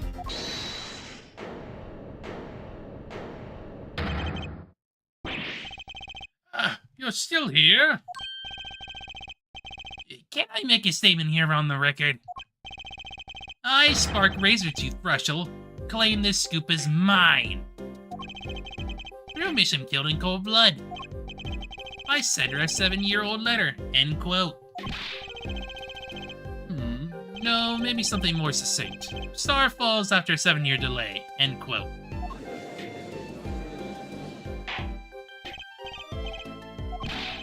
I see no room for further argument here. Though I admit this is all coming as quite a shock. That the murder weapon reached his mouth after 7 years. Stamp is ticket straight to afterlife, end quote. Uh-oh. I think the witness's bad influence on our judge.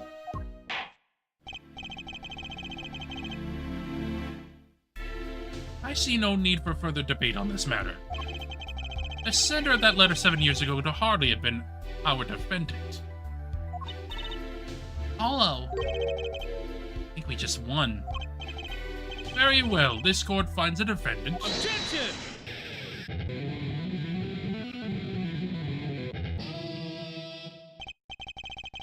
Is this the bright future of our legal system?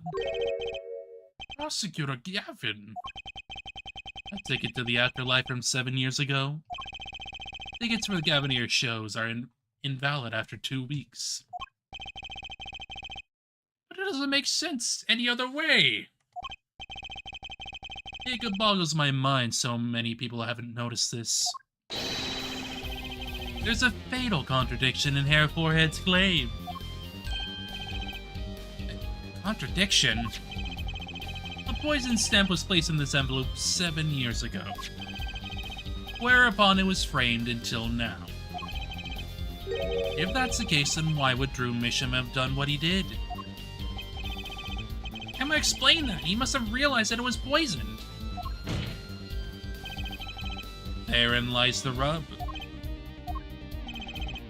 7 years ago, the forger Drew Misham sent a trap to put the stamp in a frame. I do not do not debate this, but this begs the question. Why, 7 years later, did he use the stamp on the night of the murder? Ah. Surely you don't mean to suggest that Mr. Misham simply forgot. He puts the murder weapon in a frame on his desk for 7 years and forgot. You expect us to believe he's spraying the trap on himself?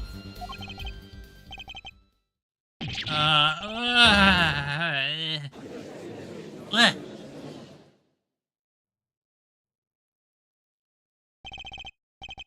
Well, I admit this is all quite shocking myself. It does seem highly unlikely that he would fall foul of a trap. It had been sitting on his desk for 7 years. Apollo! I don't think we're winning anymore. Ah, I'm glad to see we're all back in the real world now. Welcome back to reality. We've been waiting for you. Objection! Okay, then how do you explain the poison stamp that was in this envelope?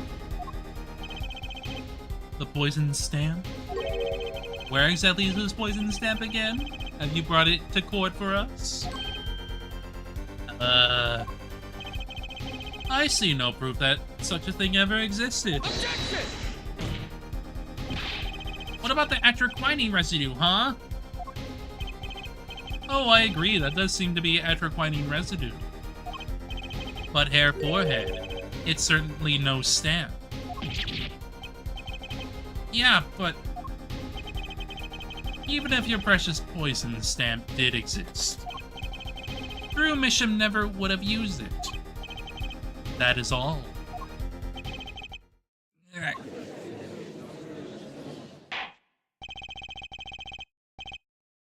I believe we come to the conclusion again. Apollo, were we wrong the whole time? Can't believe it. Poison traces match up. Can't be a coincidence. I'd like to bring some closure to this issue, sometime this year. Mr. Justice. Yes, Your Honor? Let's review the facts and see where we stand. 7 years ago, Drew Misham received a red envelope. There were traces of the poison atroquinine on the document inside that envelope. A similar trace was also found at the crime scene, on this tiny picture frame. The defense has indicated the possibility of a yellow envelope. An envelope that left the scene of the crime with the poison stamp on it. Yes, but even if this envelope contained a poison stamp,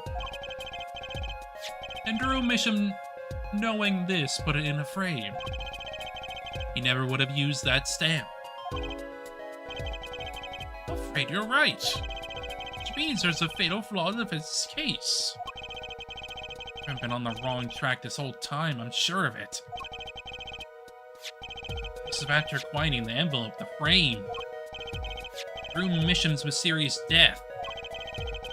They're all connected somehow. Well, Mr. Justice, you have a conclusion for us? The event stands by its case, Your Honor. We've seen that the logical outcome of the evidence makes no sense. Which means that one of our clues must be a fake. Ah, a fake clue. Fascinating. And if we find this fake, your wild fantasies will be proved quite reasonable, yeah? The fake clue that's thrown us off the poison's trail is none other than Drew himself. The victim was a fake clue? I'm afraid I don't understand.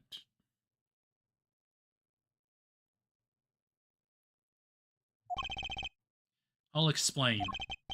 We have an envelope, a frame, and a mug linked by poison. That all makes sense. What doesn't make sense is the victim himself. Objection! Congratulations, you've completely lost me. So the fake evidence is none other than the master of fake himself, the forger. It makes a good story, I'll give you that. Fake clue. Fakes, forgeries. Ah! You know that face. That's the I just had an idea face. I don't know if I'm right, but I'm going with it anyway. What if our forger is the fake? Come again? 7 years ago, our forger sniffed a trap and stepped aside. 7 years passed. Now the forger stumbles into that very same trap and dies. Why? That's what I want to know! Because the forger was killed was a fake. Here we go again. The victim was a fake? One forger smelled the trap, one forger fell into the trap.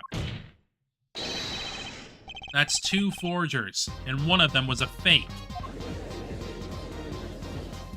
One.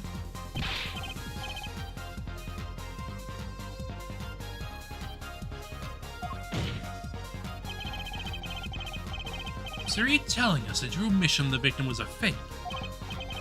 Well, if he was the fake, who was the real forger? You better not be claiming there was some kind of switcheroo. I'm afraid you're going to have to back up your story. Mr. Justice, show us who the real Drew Misham was. Drew Misham wasn't the real forger. There's only one other person who could have been. Understood, Your Honor. Forger Drew Misham was himself a forgery. The real forger was Vera herself. Take that! There can be only one explanation, really.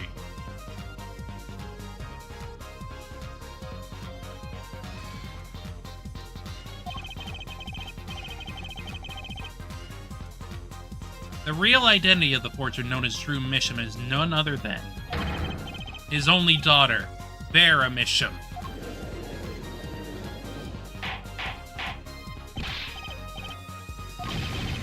Mr. Justice, this is going out on a limb even for you! I'm not angry, I mean, Vera? A forger? Let's consider it before you write it off entirely. If you look at the paintings in the studio, one fact becomes quite clear. Forgery had been taking place in that studio for quite some time. The forger wasn't caught in that trap 7 years ago. This can only mean that the one who was caught in the trap wasn't the forger. Oh, actually, that does make a certain kind of sense. One more thing. Only 2 sets of fingerprints were found in the forger's studio. Drew Misham's and Vera Misham's. And we know that Drew Misham wasn't the forger. That leaves only one possibility, by process of elimination. The forger was Vera Misham. Well...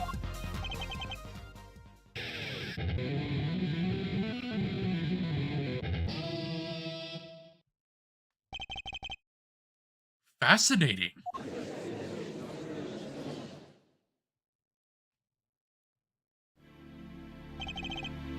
Vera Misham. You've been paying attention to the trial so far. Let's just ask her and be done with it, shall we? Who are you? Who is the forger Drew Misham?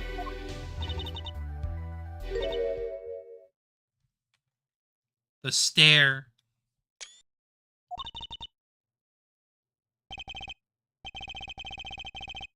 Is that an expression of emotion I saw on her face? Staring holes into Prosecutor Gavin's face. I'm used to being stared at by Fraulines, believe me. Though they usually talk to me, too. Tell us, were you the one who forged those works of art?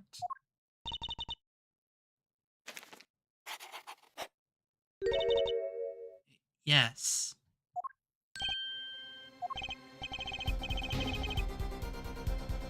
Well, the forger Drew Misham was... you?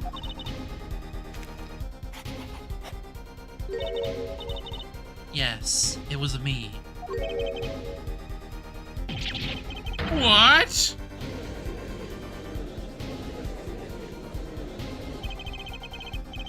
The court was in an uproar, and it wasn't coming down. He had to break for a 10-minute recess. The forger! The forger was Vera the whole time.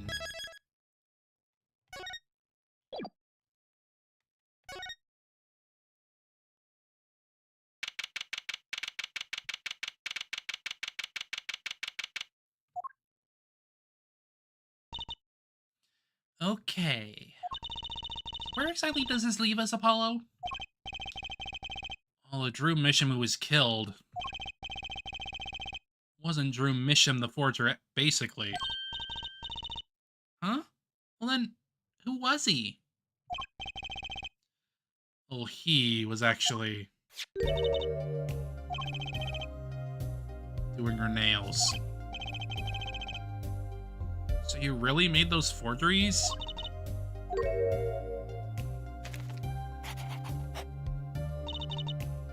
Yes, for father.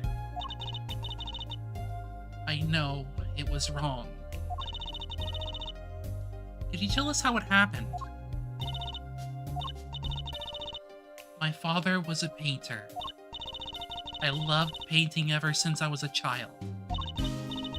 One day, father saw it in me. He saw that I had the talent. Talent for making forgeries? How should I say it? It was not only paintings I made. Given the materials, I could make anything. Anything? Father was so proud and I so happy. But in the end, I was making those forgeries. I've never had a good constitution nor personality. I know very little of the world outside my door. Now because of me, father is... Do you know about this red envelope? I remember that envelope. It was some time ago. So you were already, creating your works back then? I started when I was only 12 years old. Someone who figured out the stamp was poison, that was... Mr. Justice, it's time. To the courtroom, please. Right, out of time. Wait, Vera, just one more thing, please. Those 3 paintings in the studio. I painted those as part of my work. Right, see, we checked them out and we saw what was underneath. We saw the rough sketches underneath the 3 finished paintings. I see. Mr. Justice. Yes? Father, he knew of you. Of both of you. Your late father? He was watching, gathering information. All about the Wright & Co. law offices. But lately we're not doing just law. Yes, you do tricks, gags to amuse, and play piano. Not really gags. Yet when father heard you had resumed the legal business, how pleased he was. Who was Mr. Misham? How am I supposed to know? What if he was Daddy's daddy? From the relative ages involved, I'd say it's highly unlikely. These are already confusing enough with all these daddies running around. Indeed. Whether the victim's daughter, Vera, was the forger. What does this mean for the case? So we're about to find out.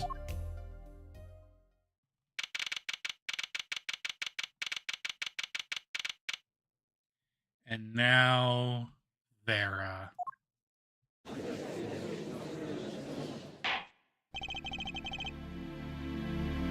Court is now back in session.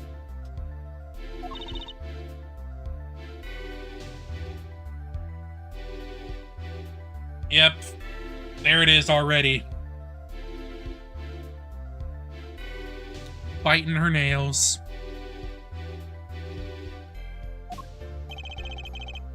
Seems pretty tense. I bet Apollo wishes Clavier was his daddy. I mean. Probably. The nail-biting of Damocles, indeed. She's practically chewing her fingernails clean off. Perhaps you could begin by telling us how it all worked. How did you set up this true mission forger persona?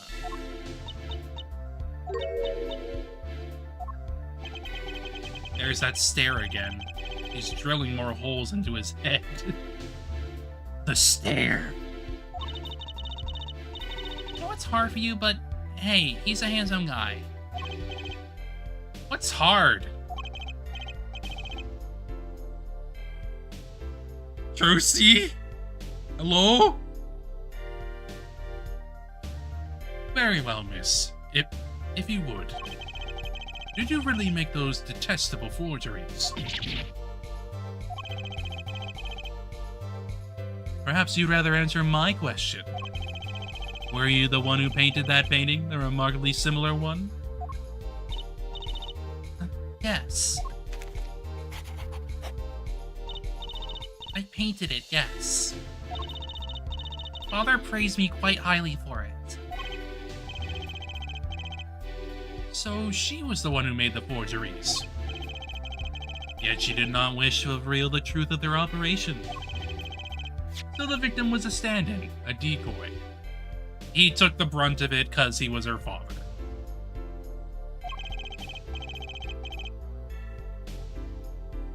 To the world at large, he was the forger, not her.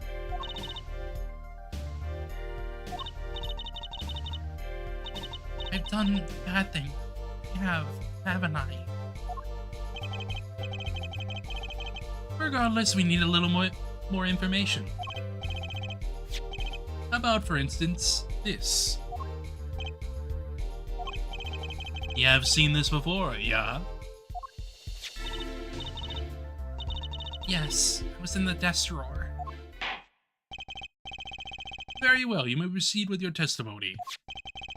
Tell us everything you know about this envelope.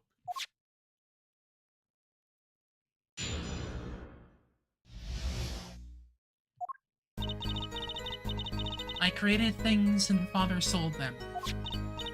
This envelope came after my first work. That was other than a painting. Father handled the deal, all of it. I received the stamp that was in that envelope. It was after that job that we moved to the current studio.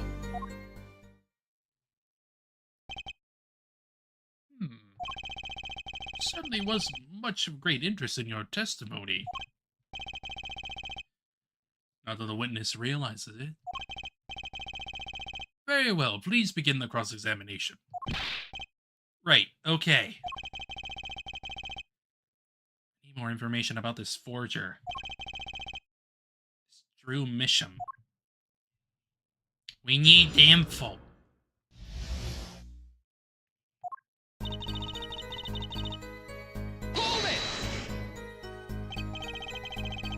So these things you were making, you mean paintings identical to other paintings, right? The closer they were, the happier Father was. I was happy too. So you're quite young now. When did you begin this work? My first painting sold when I was 12.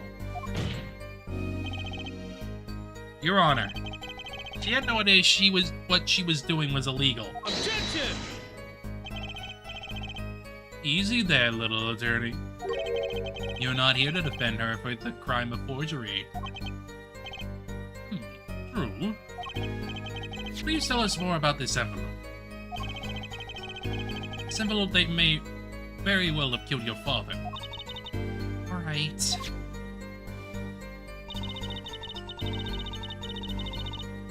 Hold it! By other than a painting, you mean... only done paintings up to that point. Yes. But Father had a realization. He noticed my talent extended to making things other than paintings. For instance, a letter someone had written. Or a fingerprint left upon a cup. Or a signature on a document, a seal upon a letter.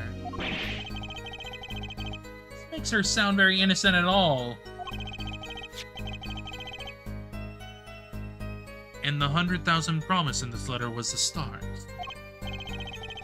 Beginning of a new industry for Drew Mission.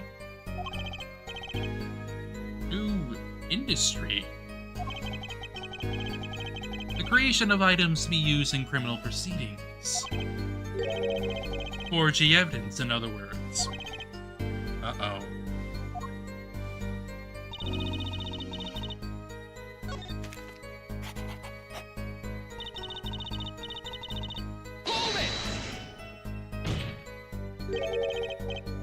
What do you mean you received it? Did I do something wrong? You didn't use that stamp because it was dangerous, correct? Deadly poison on the back, atroquinine. Objection! A moment, Airforehead. Cantor's answer upon the witness. Now then, perhaps, you would tell me, Fraulein Vera? Why did you receive this stamp?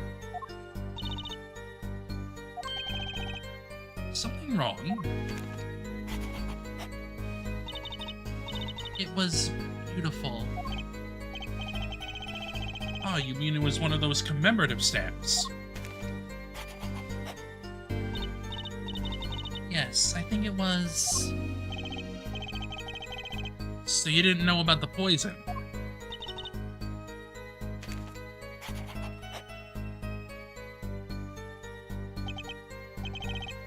I guess not.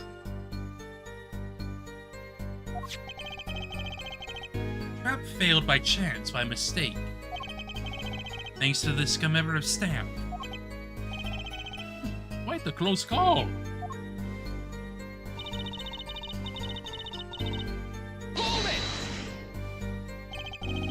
You mean you moved to where the current Drew studio is? Yes, we saw very few people there. I began drawing picture books. This single job had tied them to the criminal underworld. I think Mr. Mission wished to reduce their visibility in the world at large. Because it was to protect her, clearly.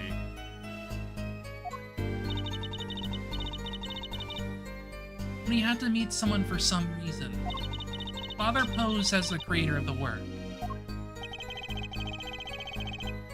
That was the real essence of the artist's Drew Mission. He did the work and he supplied the face. Yes. Yes.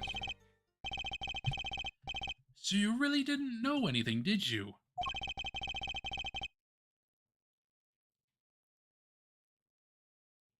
You had no idea how much danger you were in.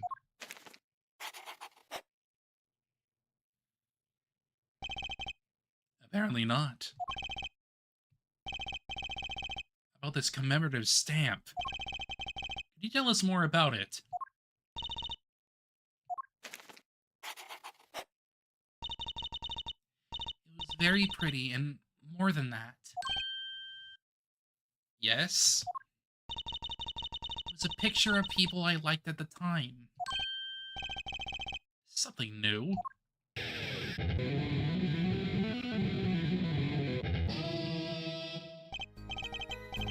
Apparently we got some cross-examination yet ahead of us. If you would be so kind to continue your testimony, Fraulein.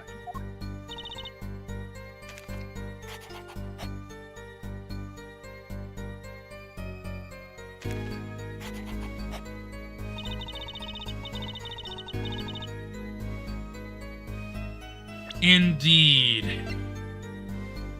Your favorite magicians. Objection!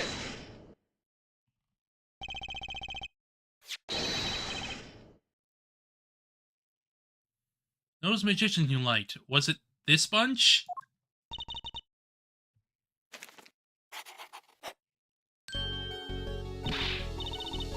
Oh, they're not a bunch. I see. Still I have to wonder.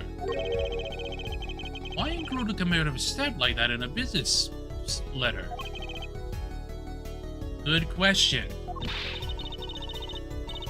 Well, pretty stamps are always better, and you can't beat true gramarye. The whole murder plan was a failure because of it. Ironic, don't you think? Prosecutor Gavin.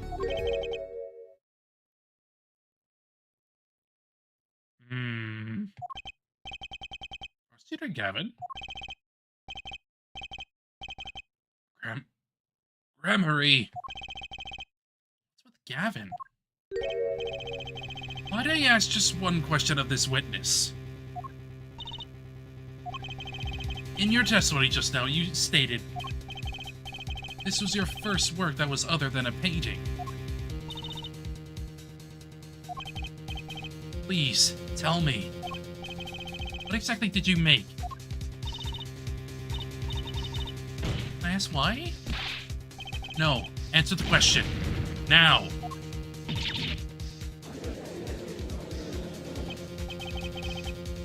Consider Gavin. You're not the one whose volume concerns me.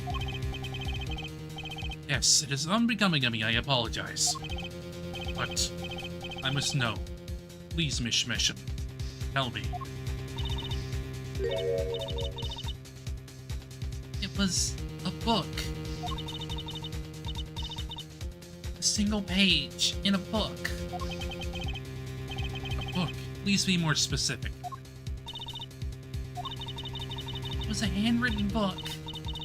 Like a diary.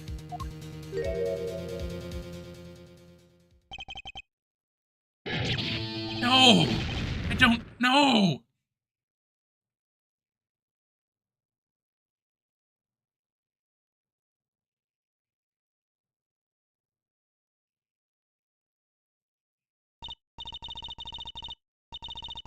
Prosecutor Gavin, he looks like he just saw a ghost. He's haunted by the past. Miss Misham, this book. Is there a picture of a silk cat on the back cover? Yes or no? How did you know? Objection! Prosecutor Gavin, the defendant is answering all of your questions. Stop badgering her. He's told you nothing, has he? Your soiled, sullied mentor, nothing. Sullied who? Phoenix Wright. Who else? Patty? He never told you about the trial 7 years ago. About how he came to lose his attorney's badge. It was a certain piece of evidence that cited his fate, you know. A certain diary. On the bag, it bore the mark of a silk cat. What? It's right, tossed out of the profession by false evidence. The forger who made that evidence. Is this girl standing right in front of me? Vera, you must tell us. Evidence you made was used in the trial 7 years ago. Who asked Drew Mission you to forge that evidence? For all of our sakes, who was it?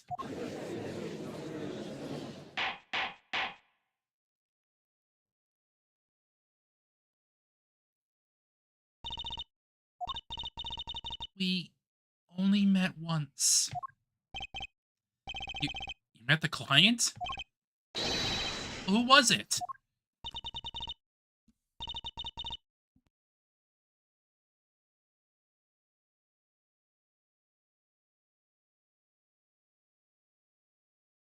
Yeah, my nose. Nose got stuffy again. Yeah.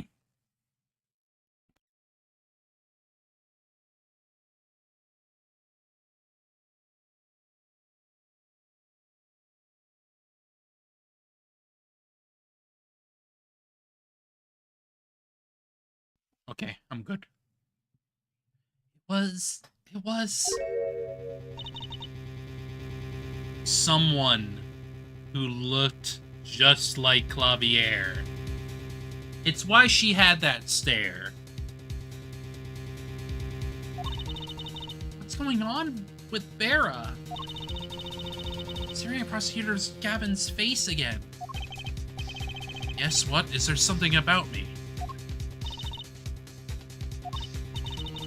Remember clearly. Remember who gave me the book, the diary. Who was it?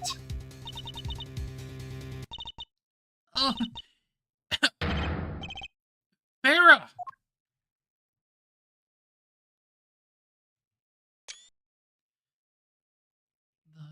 The devil. The devil.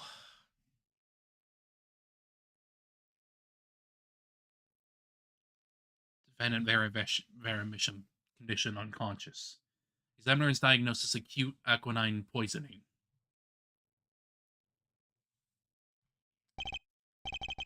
This ends a recording of the trial for the murder of Drew Misham.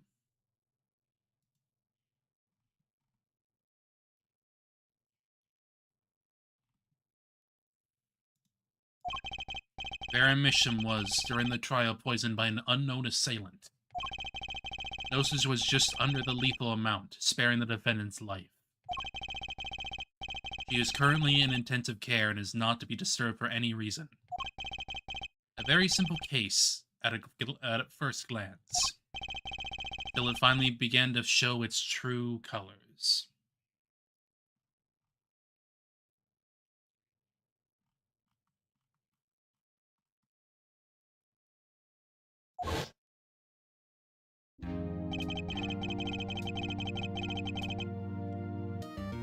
The long road to the truth takes us to the record of another trial. Oh, he looks so clean. He looks so clean. That is definitely an updated version of the old sprite. In some ways, that was the starting point of it all. And a much younger Clavier. And that is where we must go. And a young Trucy, small, to find the whole truth.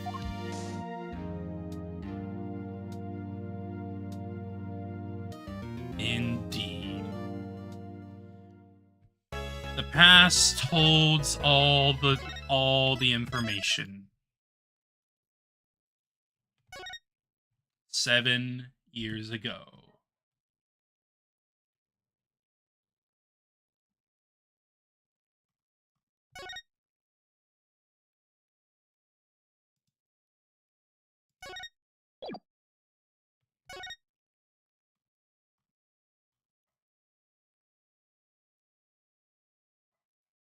Showdown time.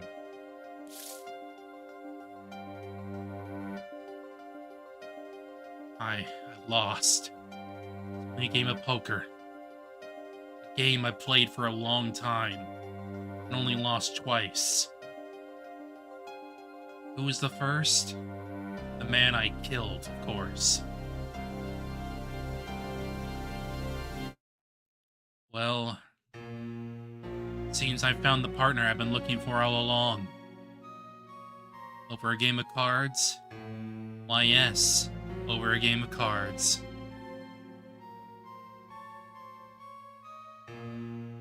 That was how we first met. 7 years ago.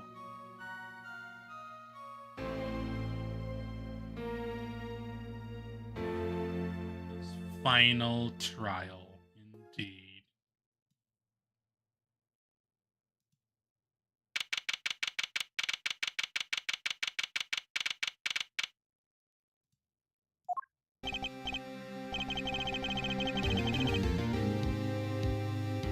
And we got that old music playing. Phew. Okay, it's been a long time since I felt like such a rookie. Gotta try and relax. Ah, good morning, Mr. Enigmar.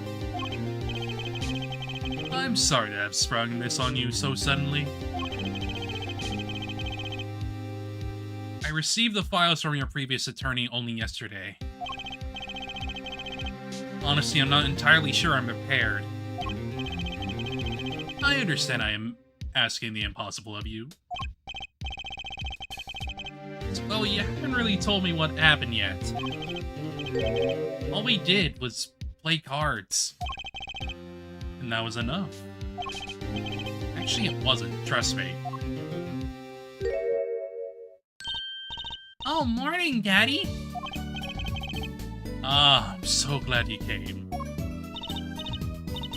Okay, Daddy? They picking on you? I am fine as always. This old boy is here to help me after all. That's young man to you.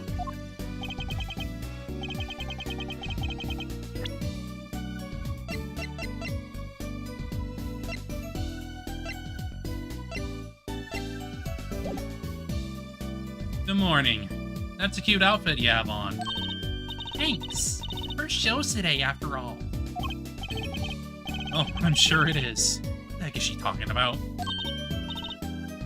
Oh, old boy. Me? But he started.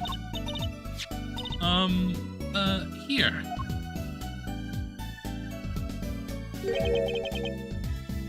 What's this? I don't know. I just got it over there in the hall. They told me to give it to the old boy in the blue suit with the spiky hair.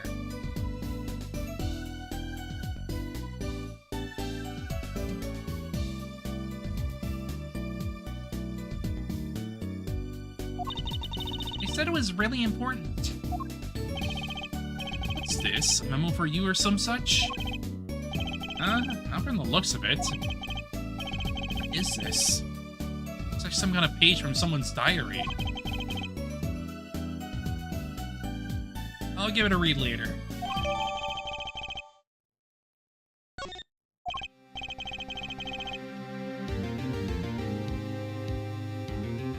Well, how do you feel about the trial today? We'll get through it, somehow. Incidentally, the prosecutor today is a new guy, I hear. Ah, an easy win then, yes? They're calling him a true thoroughbred in the history of the prosecutor's office. Of course, there's one of those every year. Switching of attorneys just before the trial. I know it's a difficult situation I put you in. But I'm going to say one thing, Mr. Wright. Yes? They will not be able to pronounce me guilty today. So do your best, but do not worry. First time the defendant's ever given me a pep speech. I'll do what I can. I see you do not understand.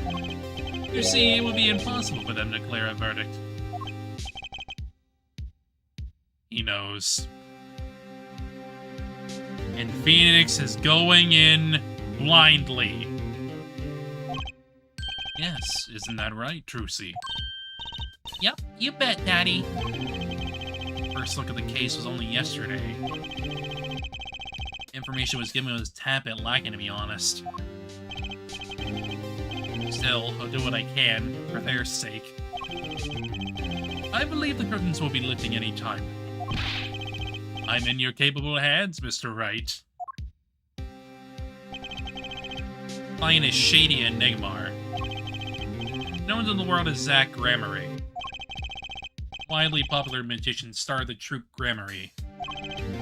His mentor, Magnify Gramarye, was a rare breed of magician. He single-handedly ushered in the golden age of stage magic until he was shot dead. Zach Gramarye is the suspect.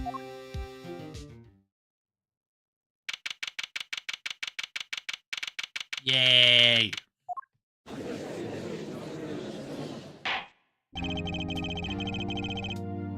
Court is now in session for the trial of Shady Enigma.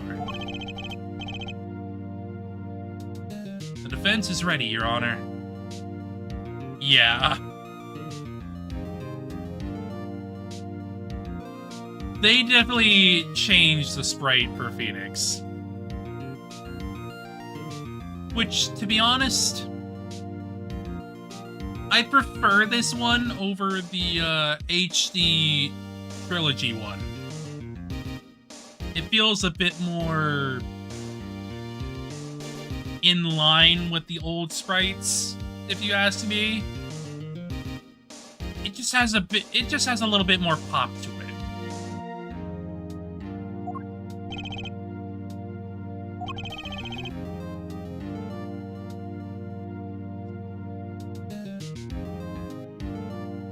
Generally, I would say that, like, the old sprites, at least the old sprites that came from, like, previous games, like the Judge here in Phoenix, they're, like, way better than they ever were before.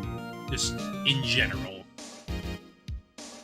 They look so much better.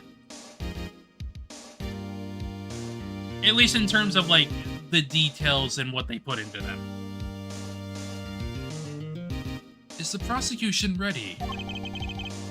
I was just thinking, is this what all the fuss is about? Bit of a buzzkill, really. Buzzkill? Is this some new kind of crime? Out of the worst, this is a trial, yeah? Where are the sweaty palms, the pounding hearts? A Gavinier's concert's got 10 times the thrill this gig's got. Who are you again? Flavier Gavin. I came to get the party started. Legally, yeah. Gavin. Defense attorney Christoph Gavin's. Ah, figures. My bro's name's more famous in this part of town. Flavier Gavin. Lead singer for the mega hit band The Gavineers. You're out of your league, rock boy. I know what you're thinking. You're out of your league, rock boy. I mean, you're correct. True, my debut single, 13 Years Hard Time for Love, went platinum overnight. Well, that's just a hobby to me compared to this, yeah. Talkative, aren't you? I like your affected Euro-rock accent, by the way. I'm just getting warmed up there, Attorney Wright. Perhaps you would be so kind as to fill us in on the case. Akun, baby. Time to call on the opening act. What was his name again? Ah, yes, Detective Gumshoe. Hit it. Gumshoe! He's here. And you are. Hey, you were the one who called me up here, sir. Name's Gumshoe. I'm a homicide detective down at the precinct. To be fair, at least, though, I do kind of prefer the HD Trilogy's Gumshoe look a bit more. Something's just a little bit off with this one. A little bit.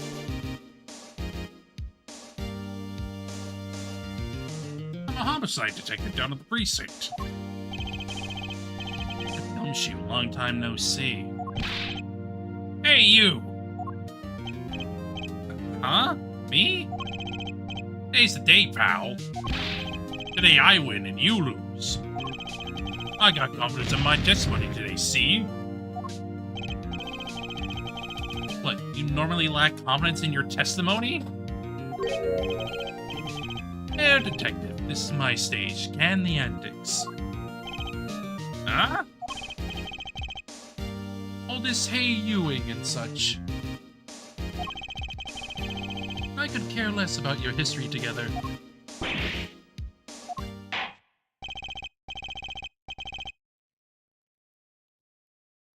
Very well, Detective Gumshoe, if you would. Please tell us about the case at hand. It happened 6 days back, in a rest room at the General Hospital.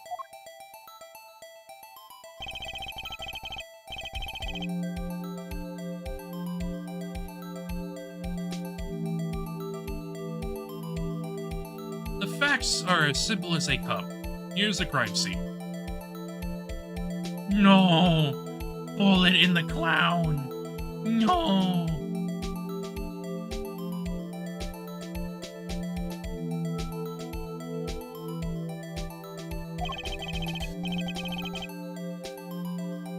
The victim was a patient, asleep in a hospital bed. The killer comes in, puts a pistol to his forehead, and bam! Lights out. Them's the facts.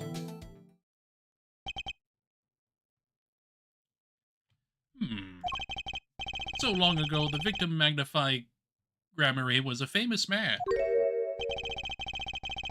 He had the entire country under his magical spell, as it were. Ah, yes, the great magician. He retired years ago, though. Say the name Magnify to one of my generation and you'd be lucky to get a blank stare. Yes, though I'm sure the youngsters today know his disciples even better. I dare say Troop Grammary has made quite a name for themselves. Anyhow, the retired Magnify's been in the hospital for the last year. What was it? A mall-ignorant tutor or something? Like something to his liver, I think. A malignant tumor, perhaps. In other words, he had liver cancer. He only had 3 months left to live, in fact.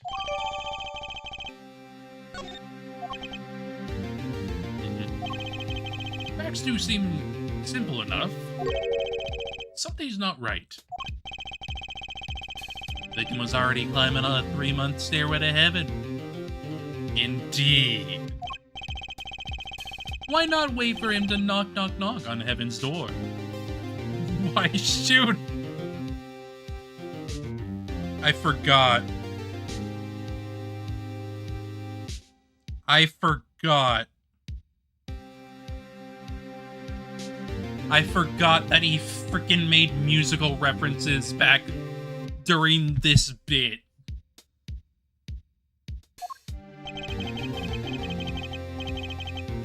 I wouldn't have put it quite so lyrically, but it's true. Why make the effort to commit murder when the victim was about to die? Incidentally, the victim had a serious case of diabetes. Diabetes? In fact, he was about to shoot up with insulin. When he was shot with a pistol, the syringe was found at this crime scene.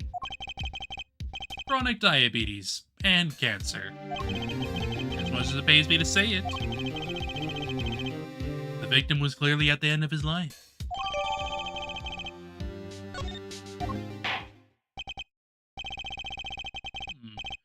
Leave the question before us is clear then. Why did the killer have to shoot this dying man? Excuse me. What reason could he have had? Very well, Detective. Perhaps you can enlighten us as to the circumstances of the shooting. Yes, sir.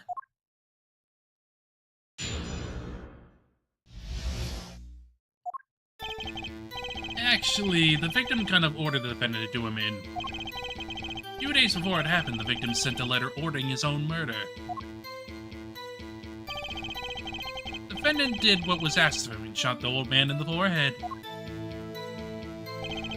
The bullet was fired from the pistol found at the scene, no doubt about it. And the pistol definitely belonged to the old man, sir. What? Ain't the victim ordering his own shooting? Those are the facts. I have here the letter in question.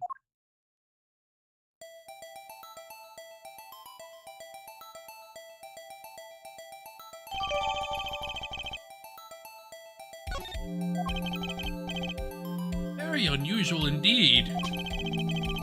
Though could such a thing as a letter really cause one to pull a trigger, I wonder? I believe the answer to that question can be found at the end of the letter. Ah, you cannot refuse, and we both know the reason why. Detective Gumshoe, can you explain this to the court? Fortunately, even the defendant won't say a peep about that bit, sir. One thing bothers me about this. Why didn't he just say 11? Why have him come at 11:05 without some specific reason? Devil's in the details, Herr Attorney. Or was there some reason? As it turns out, there was. Every night for a half hour, starting at 11, the victim, magnified Grammar, was given an IV. IV? There it is in the picture, off to the side of the bed. At 11, a doctor would come to set up the IV. 30 minutes later, he would come back for the empty bag. This happened every night without fail. Only time they could meet without the chance of an untimely interruption. During his IV... Very well, shall we begin? Mr. Wright, your cross-examination, if you would. This reason he couldn't refuse, I wonder. He could have at least mentioned it to me.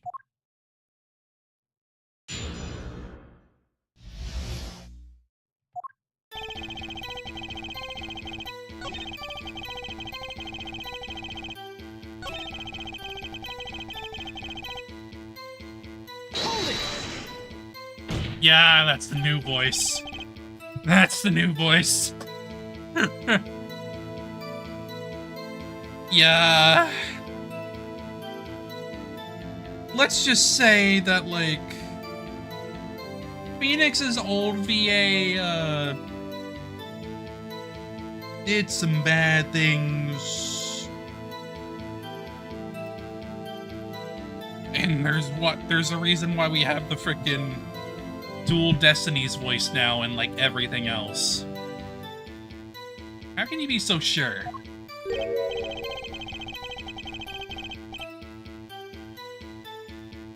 Hey, you gotta learn to stop relying on people to do your thinking for you, pal. Learn to think for yourself, get that noggin cranking. You failed to grasp the concept of questioning, detective. First, we got this letter. It says, shoot in the forehead, loud and clear. I can see that, but I still wouldn't do it. Maybe you need to grow yourself a backbone, pal. You fail to grasp the concept that shooting people is bad, detective. You also found a defensive pistol at the scene.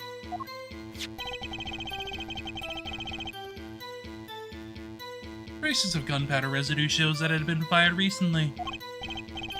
Well, Mr. Wright? As far as I can tell from looking at this photo, there seems to be no issue with the prosecution's claim. Hold on, there's something in there I can use. Saying the defendant shot the victim in the forehead. There's a hole in the prosecution's argument. Clearly, Mr. Enigma shot something else. In this photo, another possibility occurs to me. Yes? What does the letter tell us? The defendant had a reason he couldn't refuse his teacher's wishes. Bingo, pal! That's why the defendant popped him one in the forehead. Oh, the defense disagrees. You see, the defendant had another choice he could make. Objection! What, and you can prove that with this photo? I can prove he had a choice, yes. And he might have fired like he was ordered. And it didn't shoot the victim's forehead. Well, let's hear what you're thinking, Mr. Wright. If he didn't shoot the victim's forehead, where did he shoot? I mean, for one, the bullet hole in his head is much different size than this one over here. So, Take that! the clown doll? Take a closer look. See? It's been shot in the forehead, too. Oh, there's a hole in the forehead. Yes, and a hole in the prosecution's claim. Objection! Huh. I suppose you have a reason as to why he'd shoot the clown doll? He didn't just shoot the doll. He shot the doll's forehead. His forehead? Ah! Let's read the orders once more, shall we? You will shoot one shot square in the forehead.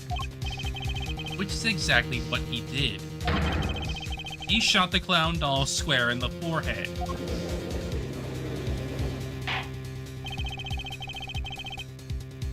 The defense has raised an intriguing possibility. Hole in the clown's forehead. It looks like it was shot. Felix, send someone to investigate this matter. Objection! I admit I'm impressed, but I expected nothing less. Still, this doesn't mean he didn't shoot the victim. Objection! Perhaps he did have to shoot the forehead as ordered.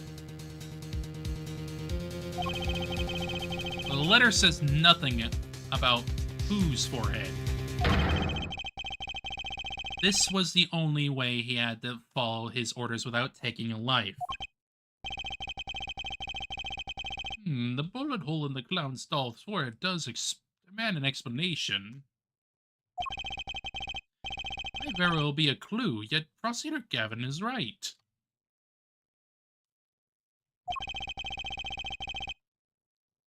It alone does not prove the defendant's innocence. Cannot say for sure the defendant didn't shoot the victim. So sorry, Mr. Wright. How sad it is to see the mighty fall. How sad it is to see the novice's overconfidence. Doesn't realize just how big this little hole is going to get. Detective Gumshoe, please take this newfound fact into account as you continue your testimony.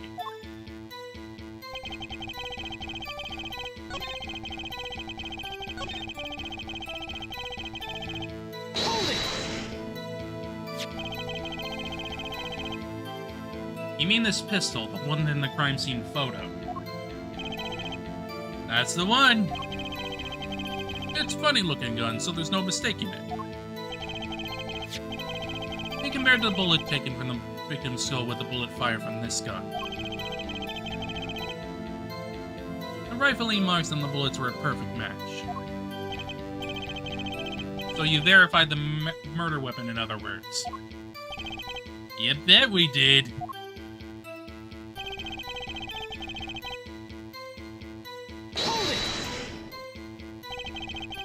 Why are you so certain?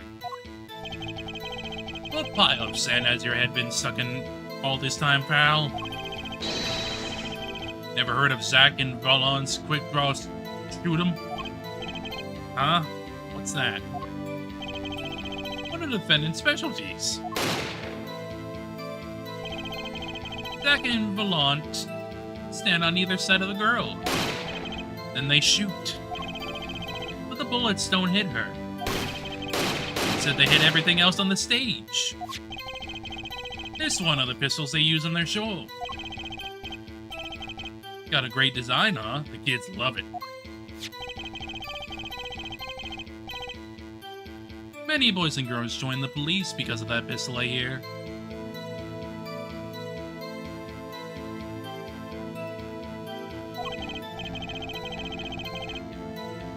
You know, that would explain a lot about the police force.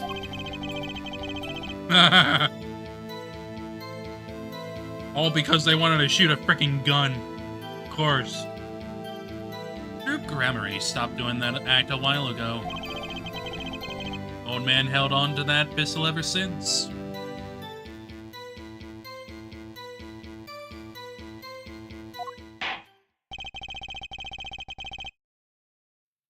The court would like to see the pistol in question. You got it, sir. Here she is. This is truly a blast from the past. It's a stage pistol for magic shows, see? But it can fire real bullets. So much bigger in real life than on TV. Yeah, but it can only hold one round. By the way, the pistol's firing chamber's empty. It shows traces of having been fired recently. So, were anything was found in the gun? Unfortunately, no. Of course, the defendant is known for wearing gloves. You might say that a lack of fingerprints is, in fact, a fingerprint of his own. Aha! Intriguing point, well made. Whoa, not well made. Not intriguing. In any case, the court accepts this evidence.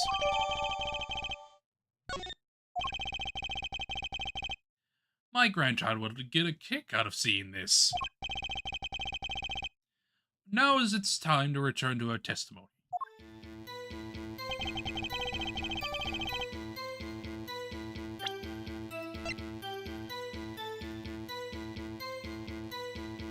Objection! Buddy. The trickiest cases often seem the simplest. Prosecutor Gavin, you missed the bullet hole in the clown's forehead.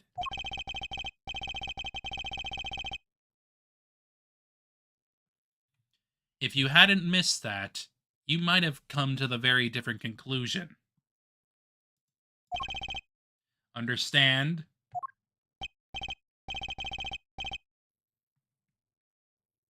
Yeah, but like I said, Val. After he shot the clown in the forehead, he went and Objection! did nothing of the sort to the victim. The pistol proves he could not. Murder weapon? How?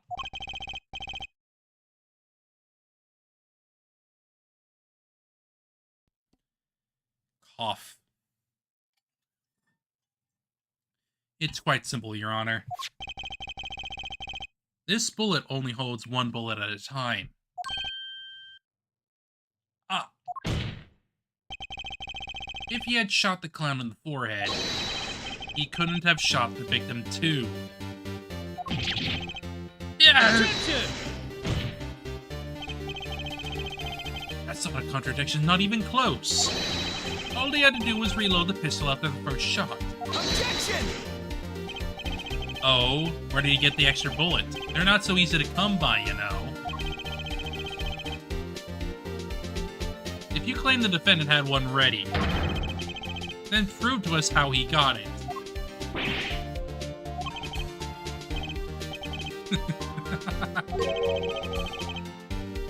I had a feeling this wasn't over yet.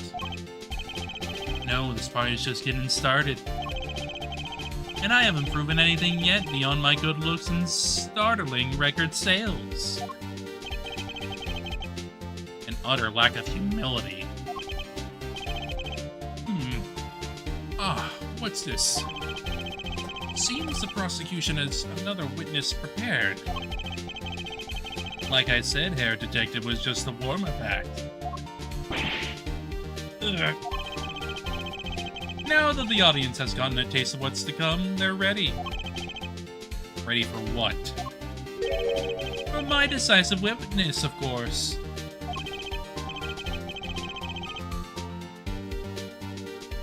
A witness who you will find can prove one thing for us.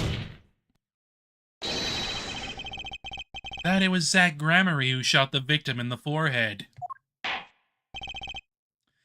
Very well.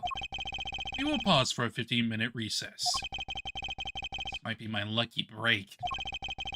I need that 15 minutes to talk to my client, Zach.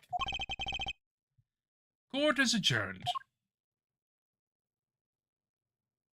And now for the second half of the past.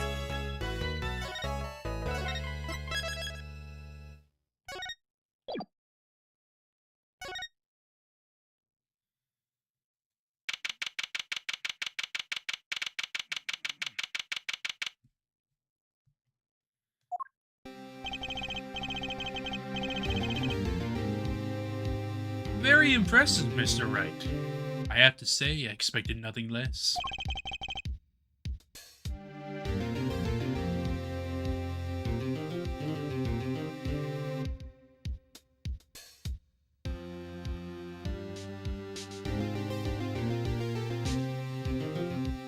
We've only just begun. I was hoping you'd tell me a bit more about what happened, actually. I did not think you would believe me if I told you.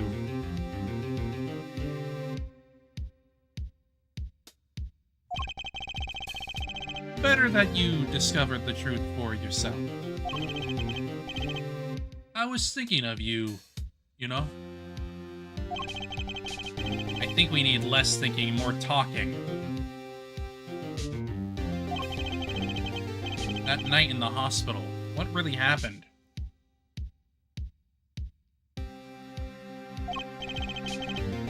The way your eyes gleam, Mr. Wright. You're scared, Trucy. Speaking of which, where is she? You have seen the problem yourself, the letter. One shot in the forehead, right? Yes, and the reason he speaks of. I could not deny my mentor's wishes even if it meant my own death. Why not? This is something I will not say. For now, at least. What's this for now business? I have done many things in my life. Some well, some poorly. But this is a cross we must bear alone to our graves. We? You want to know about the night of the incident? I mean, this guy sure likes to take his time getting to the important stuff. Of course, I had no intention of shooting my mentor. I snuck in his room that night at the appointed time. And found there upon his bedside table 2 pistols. 2? Yes, the one I had used on stage, and the one that had been used by my partner, Volant. Oh, for the Zach and Volant's quick draw thing.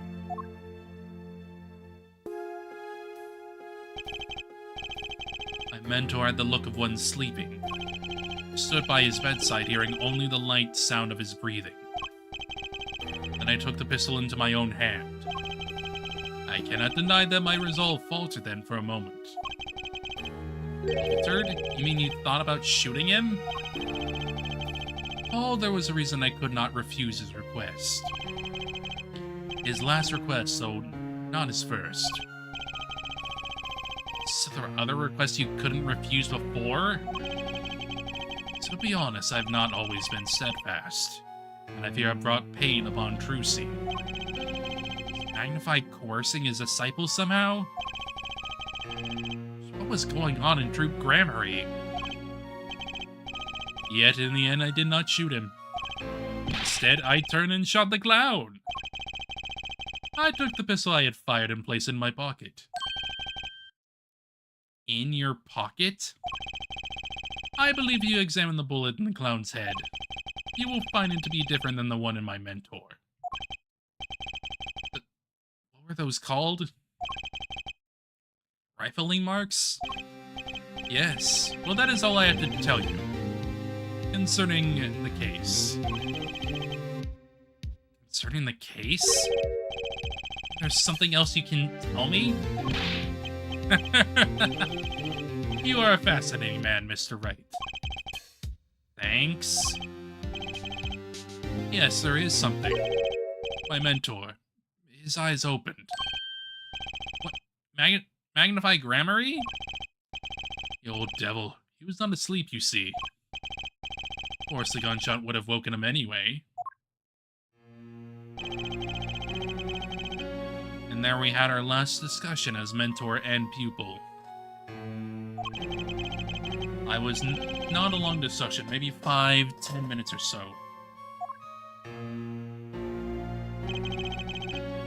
What did you talk about? Mr. Wright, did I not just tell you? It does not concern this case. Zach Grammary seems pretty steadfast to me, or maybe just stubborn. Mr. Wright, your presence is requested in the courtroom. Once again, I am in your hands.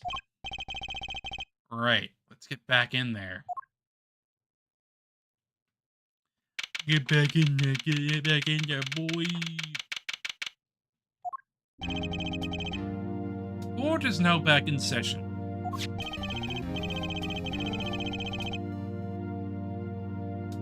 During our recess, a bullet was found in and dug out from the clown's head. Oh, this is news and the rifling marks? There wasn't time to do a detailed analysis. Though they did find the weapon type matches the murder weapon. Well, that's not very conclusive, is it? Which is why I'm about to call my very decisive witness. Your decisive witness? How many times have I heard those words? They often turn out to be far less decisive than you think. Oh, don't worry on my account. I'm quite confident this witness will do the job. After all, he is intimately acquainted with the players in our little production. Being the other half of Troop Grammary's famous duo, Zach and Palant. Palant Grammary. So we get to meet the great Magnify's other disciple.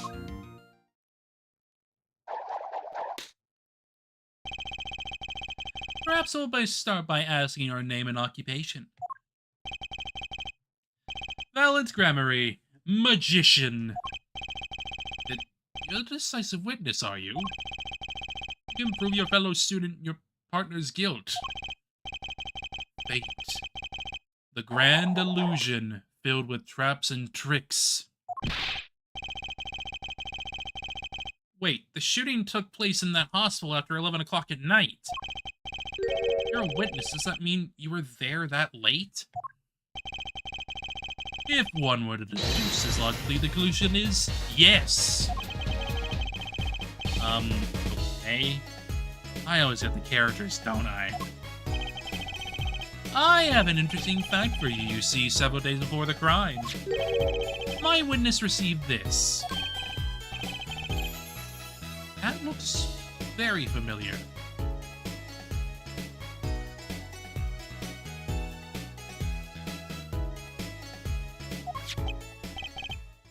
Wait. It's the same letter Zach Grammary received. Yes, or perhaps I should say, ta-da.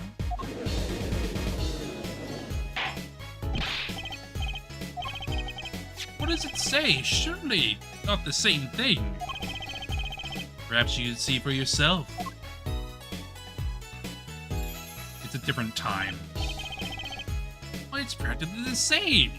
The court accept this into the evidence. Most unusual. Exactly what was going on with you folks? What exactly was your Troop Grammary up to? By which you mean... Just having trouble envisioning a man who would ask his students to kill him. Both of them, no less. It's just my opinion, Herr Judge. But from these letters, I'd say he was coercing them, not asking them. We walked the magician's path together, and in so doing, they shared much of our lives. When people are so close, there is a strain, a warping of relations, you might say. Yet this has nothing to do with the case at hand. What you mean you're not gonna tell us? Makes me wonder even more about this reason they couldn't refuse. Well, let's get on with the testimony for starters. The defendant, Zach Gramery, stands accused. Tell us why. Oh, I'll do more than that. For where he walks, the red roses rise, singing hymns to the miracle that is magic. Fascinating. Though I hardly need to remind you. The evidence could just as clearly point to you as the suspect. The letter, the murder weapon, and now the 2 bullets found at the scene. In fact, the only difference seems to be the designated time. Ha ha ha ha ha! As every magician knows, timing is everything. Yes, and now it's time to get this party fired up.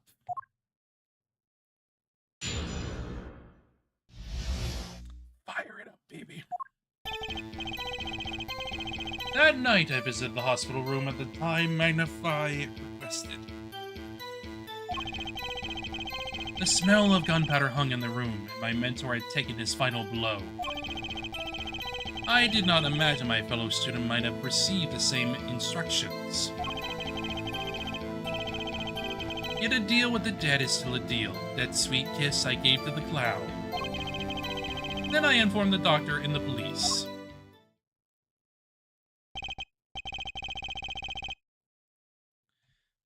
So you were the one who reported the crime. Indeed, I would think. This fact alone would clear my name of suspicion. Let's not jump to any conclusions.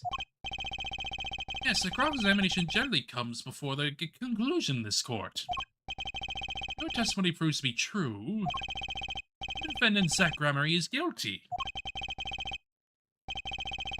If it wasn't Zach Gramery, then the killer was you, Volant. No disappearing act will get you out of that. Yeah, let's get him.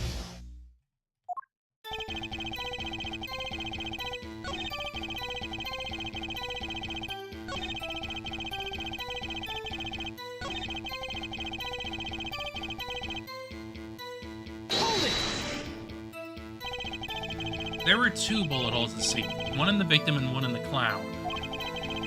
You're saying the one who shot the clown was you. No doubt my partner Zach has said much the same thing. Yeah, because whoever didn't shoot the clown committed murder. Better dig around a bit. Dig around here a bit some more. See what I can turn up.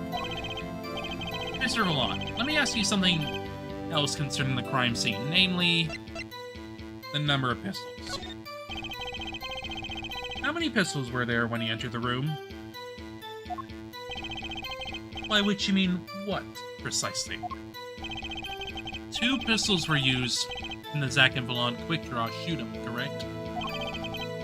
1 for each of you. You are well informed, yet only one of my old friends sat in the hospital room that night. Zach, tell me back in the lobby. Of course, I had no intention of shooting my mentor. I stuck in his room that night at the appointed time. Down there upon his bedside table 2 pistols. There's no problem with that statement. Only 1 pistol is visible in the photograph of the crime scene, after all. So you picked up that pistol and fired it. Indeed I did. Alakazam, Alakazim, Alakaboo.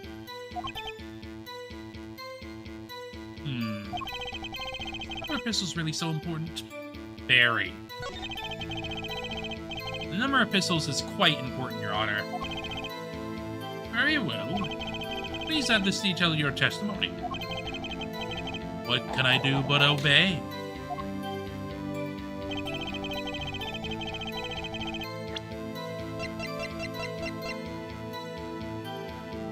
Objection! There we go.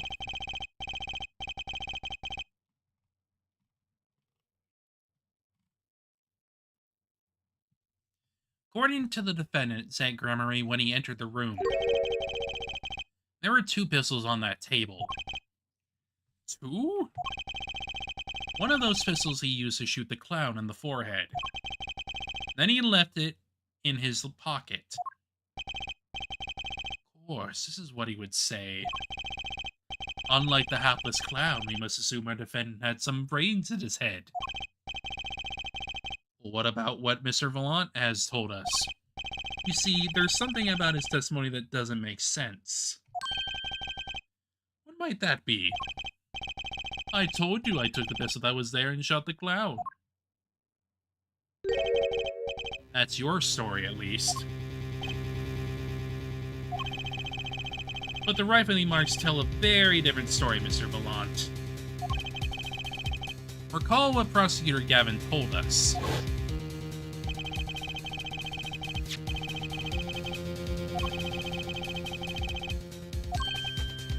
Ah. Mr. Vallant, if you fire this pistol, then you shot the victim in the forehead.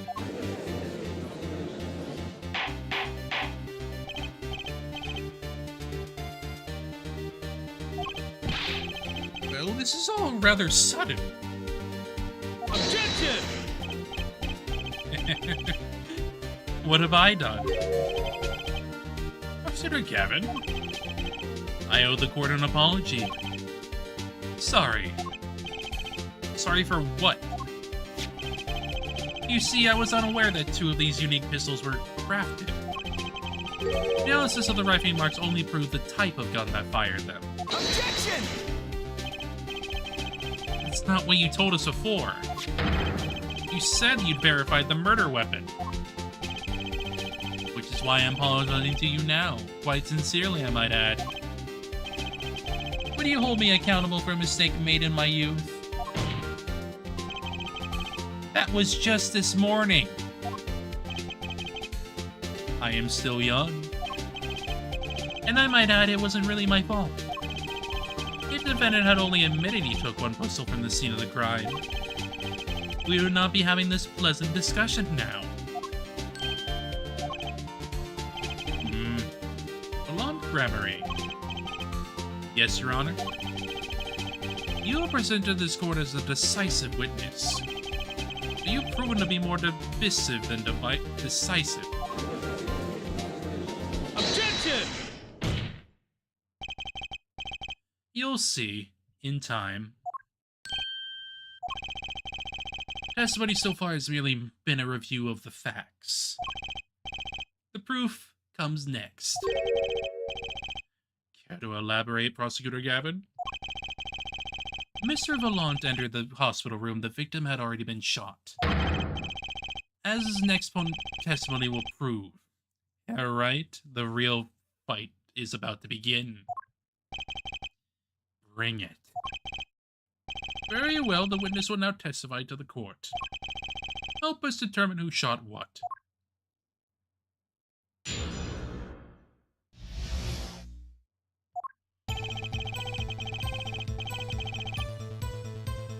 I arrived in the hospital room at the appointed time, which is to say 11:20 p.m. After discovering the body, I fulfilled my obligation, then called in the doctor.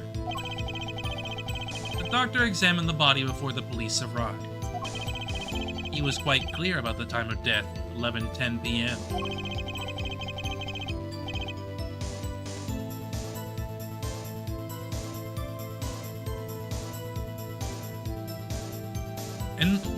And the one in the room at the time was my partner, not me. Those signs are rather close, you have to admit. What about an alibi established over a matter of minutes? There's a 10-minute discrepancy as the basis of your alibi. Is easy to explain this situation there, Judge. For example, take our debut hit single, 13 Years Hard Time for Love. Cue to the song, press the play button, and it will play for 2 minutes and 15 seconds. Do it 100 times, the result is the same. Debut sing was only 2 minutes and 15 seconds long. What a ripoff. Magic in a world of utmost precision. Hocus pocus requires admirable focus. The time of death determined by the doctor there is an incontrovertible truth. Very well, the prosecution warns us that we're dealing with a rather precise times.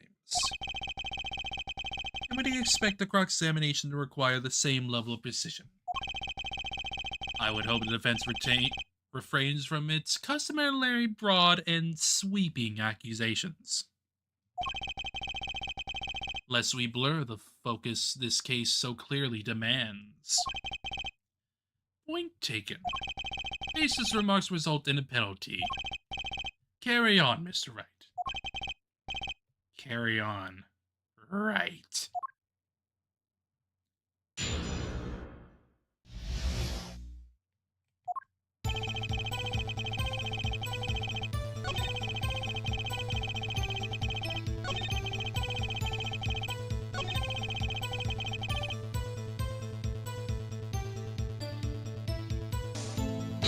Check here.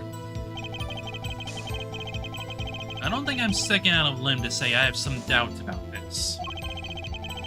How could the doctor be so precise with the time? We do usually only get an estimated time of death through. I'm sure I've heard of the verified time of death.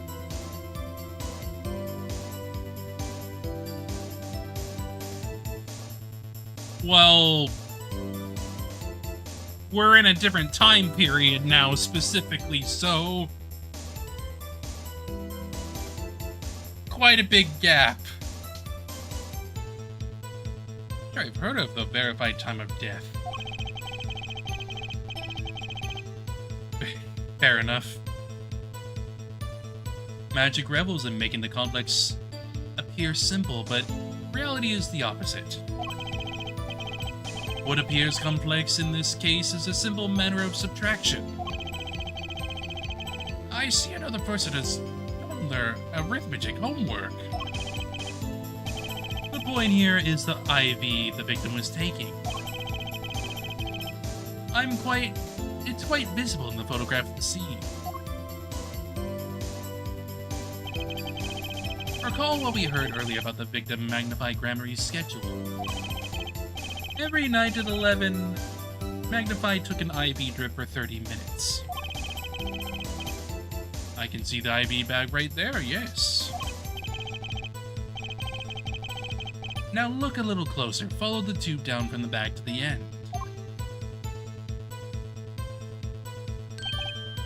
Ah, needle's been removed. Doubtlessly it fell out when he was shot. That would seem to be the case. When the needle comes out, the IV no longer drips. Ah, just measure the remaining IV liquid. Precisely. The IV liquid functions for our purposes as an hourglass of sorts. This is how the doctor determined the time of death. From the amount remaining in the bag, it was determined that the IV had stopped 10 minutes after administration began.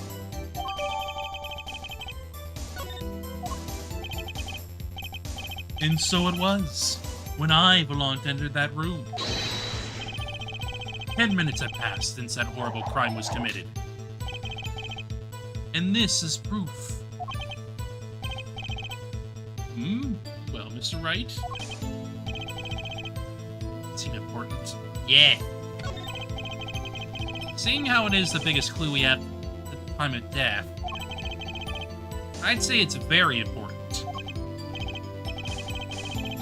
Agreed, it would be hard to imagine a more precise way to determine time. Hold the power of arithmetic. Very well. Witness will add this detail to his testimony. Sometimes the most magical thing of all is the truth.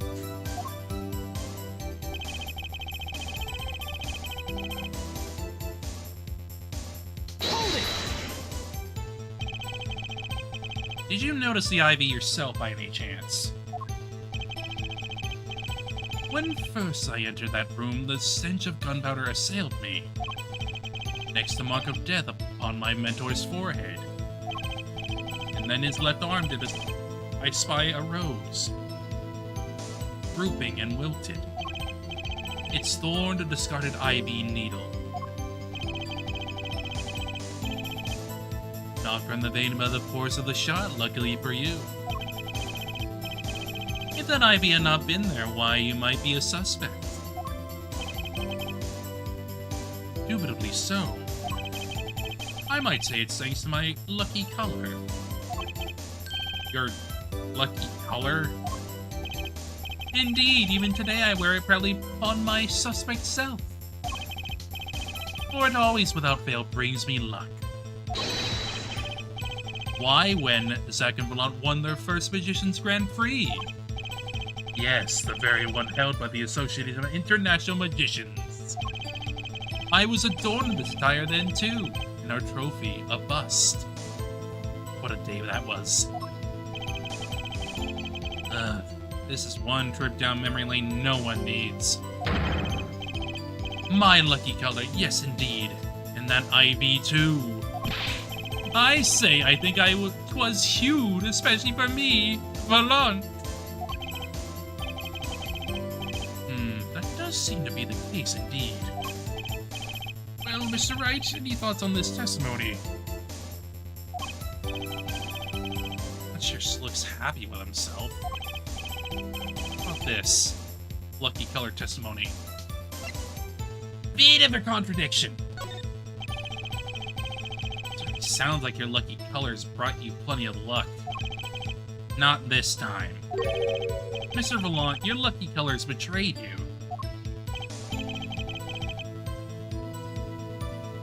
I'm afraid you've lost me.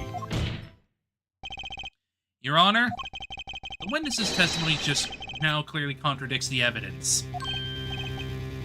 What? Please recall my warning at the beginning of this cross-examination, Mr. Wright. Baseless accusations will be duly penalized. I do hope this latest accusation is well-based. It's the meme. It's the meme.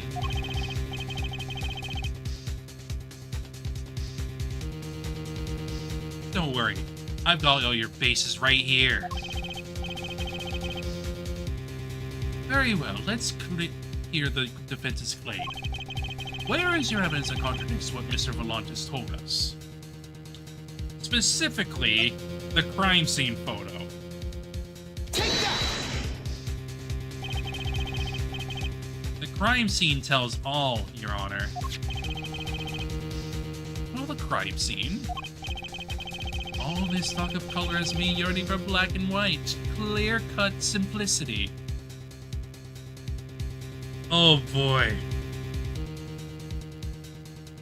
You are gonna change your mind in 7 years, my guy.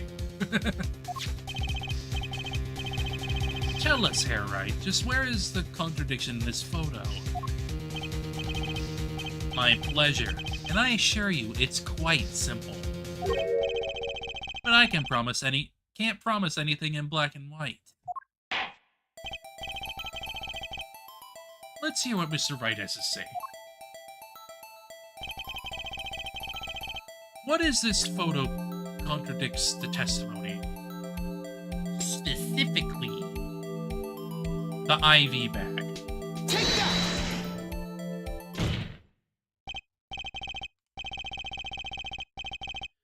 Blunt Grammary. Let's get one thing straight about your lucky color. It's yellow, yes? Kind of takes the mystery out of it, but yes. Something wrong with yellow, Mr. Wright? Yes, there is. Decisively wrong, in fact. Take another look at the photo of the crime scene.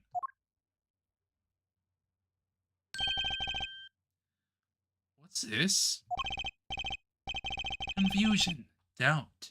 Tell us, what do your elderly eyes spy?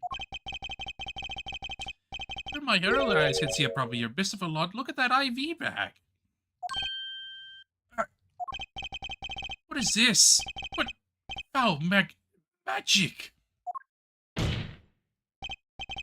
It would be hard to call the IV liquid yellow.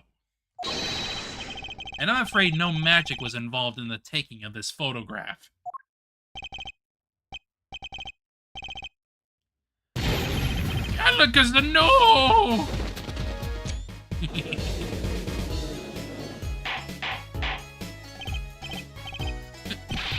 What does this mean? Objection!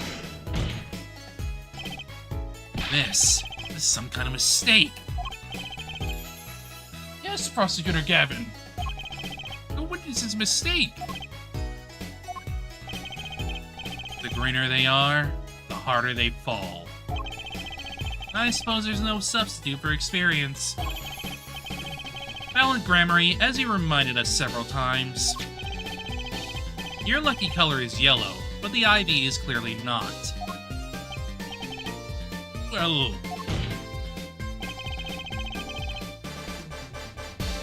this contradiction can mean only one thing. Objection! And to think you almost had me. I see your true colors now, Ace Attorney Phoenix, right? Whoa! That's the name of the series! Originally, anyway.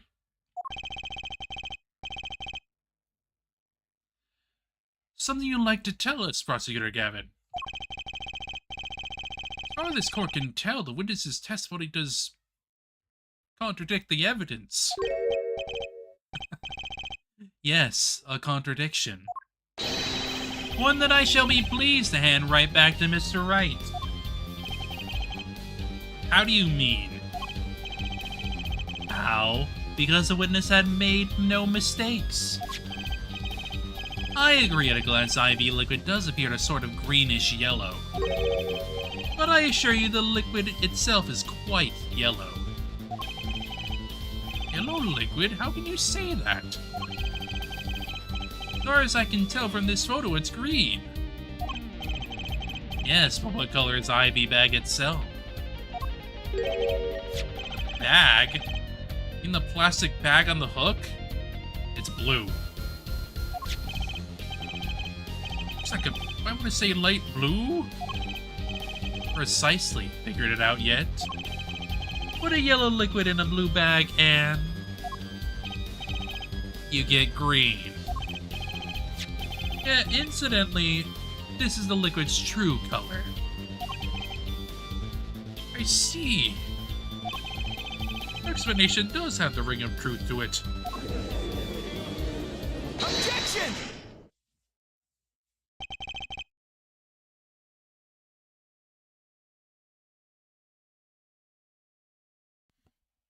As I thought. There's no substitute for experience, Prosecutor Gavin. What? You may tell a good tale, but you've just proven something rather grave for you, that is.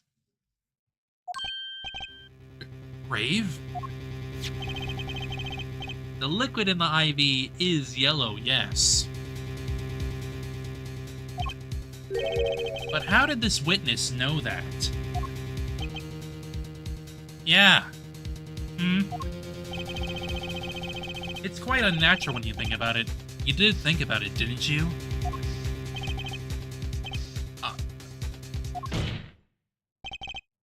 Your Honor, the defense requests an explanation from the witness. At the scene of the crime, the IV liquid appears to be green. So let me ask, how did the witness know the IV liquid was actually yellow? Zoom!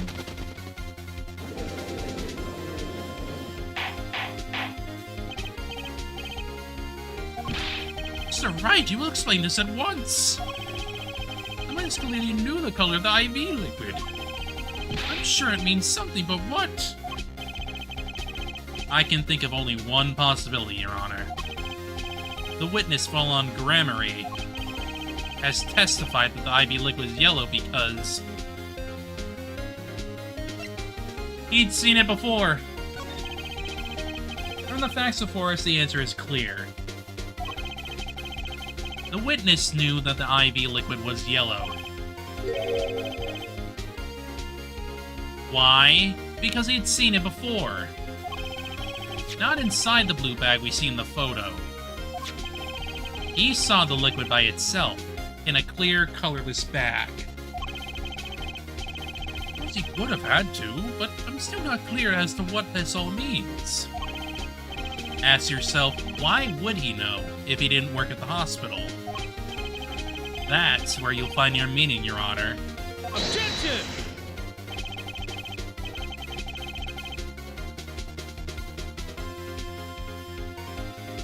I'm afraid I find nothing, so what if he knew the IV liquid's color? Leave the getting excited over absolutely nothing to our teeny bopper fans, yeah? Objection! The IV liquid is the only evidence proving the time of death. 3-minute 30-minute hourglass, with 20 minutes worth of sand remaining. Your claim, Prosecutor Gavin. I remember it well. However, there's a critical difference between an hourglass and an IV bag. Wait, I know! An hourglass uses sand, but an IV bag uses liquid. I'm right, right? Much as it pains me to say this, Your Honor, no. Unlike the sands through an hourglass, IV liquid enters the patient's body. At which point, like magic, it disappears. However, what if the amount of IV liquid had increased? You couldn't tell, could you? After all, there's no way of knowing how much went in. Objection! Let me get this straight here, right? You're saying the witness watered down the victim's IV bag. Not with water, but with IV liquid. That's how you knew the IV liquid was yellow. Now wait, I said wait! How might an amateur such as myself essay to perform such a task? Objection! I'm an amateur too, but I can pour water into a cup. Objection! I'm afraid there's quite a big difference between a cup and IV bag. Quite. Can you prove our witness is capable of such a feat? He has a point. Amateurs. I at least would have some difficulty pouring IV liquid into that bag. You don't need to be an expert to see the look on the witness's face. He added liquid to the IV to throw off the time of death. I tire of these fairy tales lacking evidence. Well, Mr. Wright, any solid evidence to bring us back down to earth? Blunt Grammary. I'm afraid your magic won't serve you well in a life of crime. Might I ask what you're strongly suggesting? Magic relies on props, and props become evidence. Our witness was certainly able to increase the amount of IV liquid in the bag. All he had to do was work a little magic, and the prop was the syringe. Take that! Because what else? You could easily do that. The victim's syringe. It's the perfect prop for the magically increasing IV trick. And easy enough for an amateur to use. Objection! What kind of evidence is that? The syringe was clean, not a trace of liquid in it. Objection! And don't you find that odd, Prosecutor Gavin? What? The victim had the syringe to administer his insulin shots. There should have been traces of insulin left inside.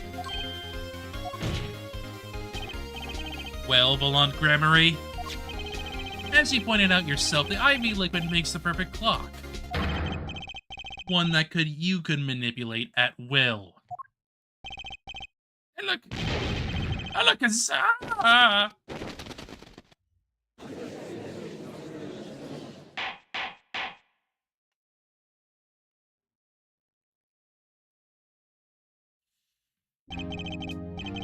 I do believe well within this being his first. The burden of this trial has been a bit too much to bear for Prosecutor Gavin. I'm afraid that while there is a doubt as to the amount of IV liquid in that bag, that cannot be proven. And that brings our trial to a close for today. Maybe I can squeeze an extra day out of this. Do a little much-needed investigation work. Objection!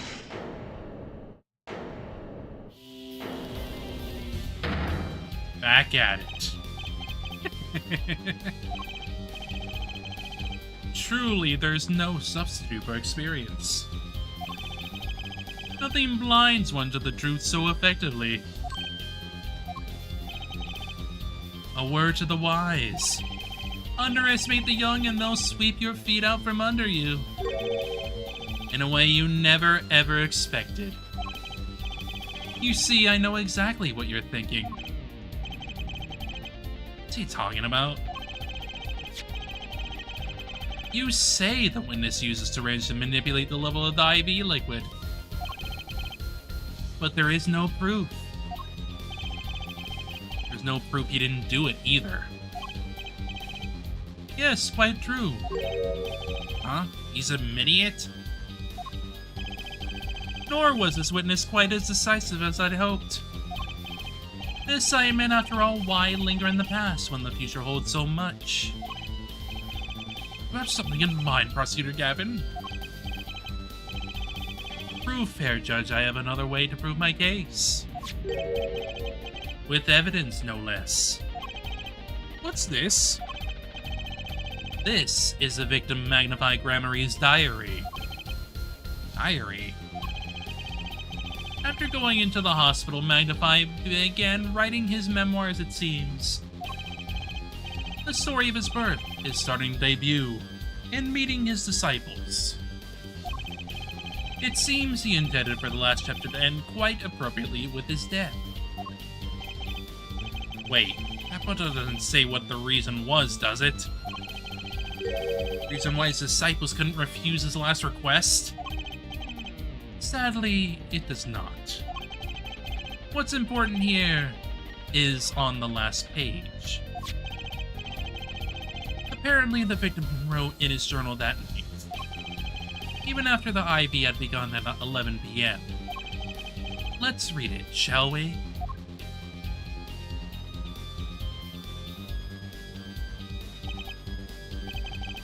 This does appear to have been written just before his death.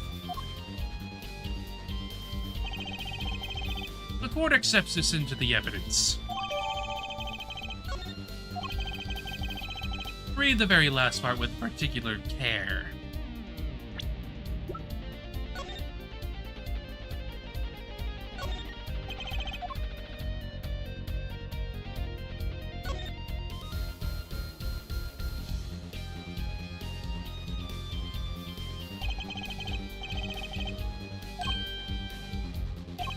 Huh? What's this? Looks like page was ripped out? Now, isn't that interesting? Almost like we have a page from it, perhaps.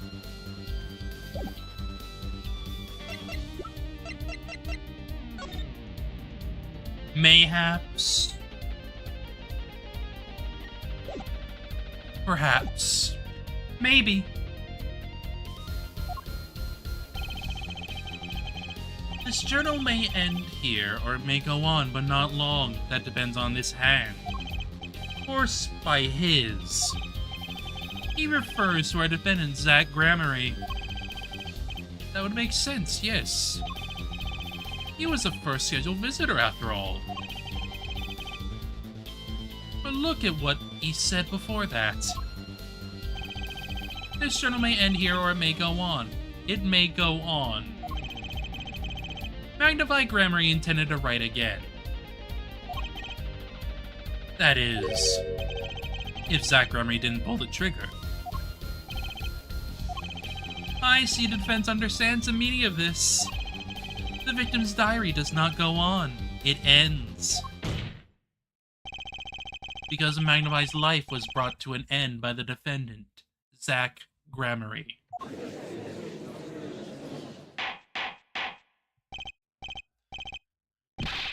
Prosecutor Gavin, are you certain that Magnify Grammar wrote this? There is no mistaking his handwriting. This does seem to be significant. What in this Magnify did not intend to continue his diary? If his diary ended up here, which plainly it did, then the one who pulled the trigger was the first visitor, Zach Grammar. But how you like me now, hair right? Still too green for your taste, hmm?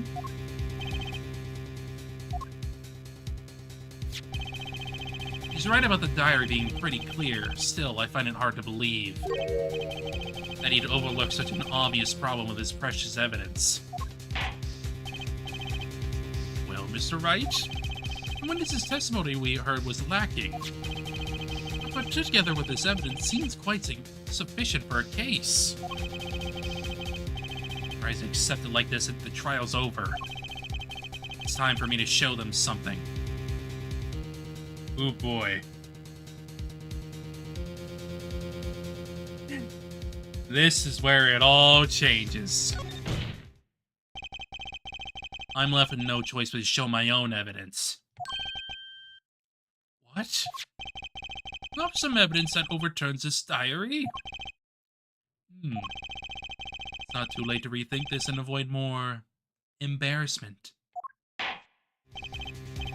Very well, please show us your evidence, Mr. Wright. Incidentally, don't even think about showing us this diary I've just shown the court.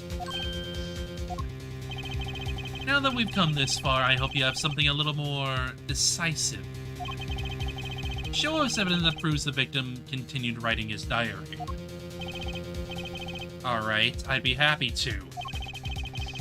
Type in evidence proving that the diary didn't end with this page is... this. First, take a closer look at this diary.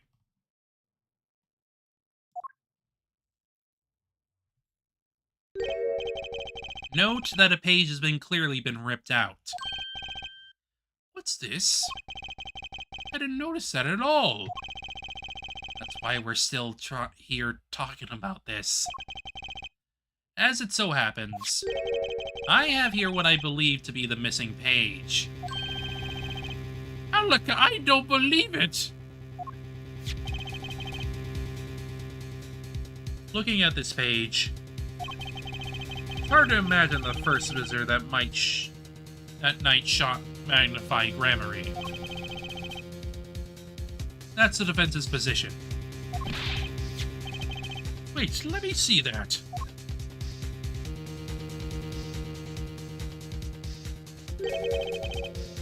What in Sam Hill? And this is a continuation of the victim's diary.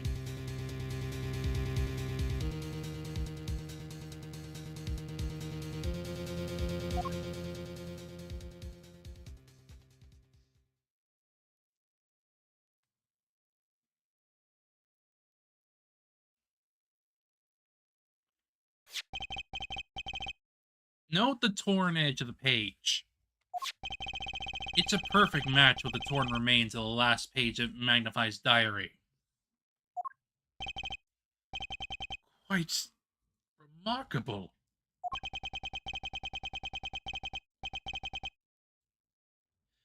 Would you care to explain what all this means, Herr Attorney?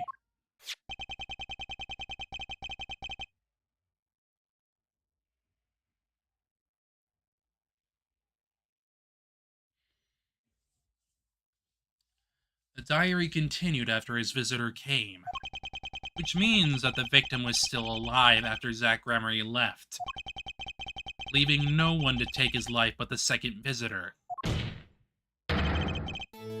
Bellant Grammary. No. No! The handwriting, too, matches that on the other pages. This is without a doubt the genuine article.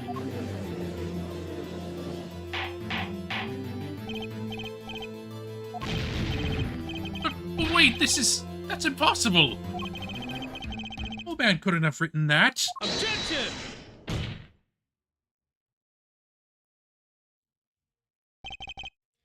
Finally. You just couldn't resist, could you, Hair Right? Is this what? Presenting solid evidence? Herr Judge? Yes, Prosecutor Gavin? Might I request we put the current cross-examination on hold? The prosecution would like to call a new witness. Prosecutor Gavin! This evidence overturns the current witnesses. I asked only to put it on hold. Please. My new witness has a very, very important piece of testimony to give.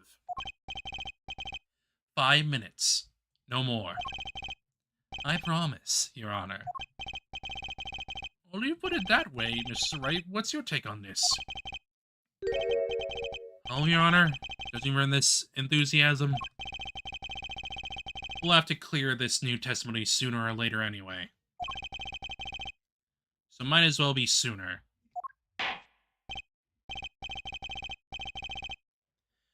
Then this is highly, highly irregular. We will put the current cross-examination on hold. The witness may step down. Now, Prosecutor Gavin, please bring this surprise witness to the courtroom.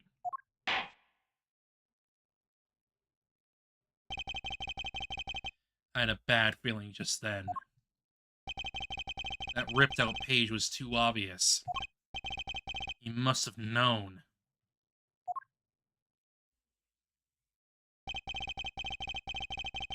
And I should have known it was a bad sign all around.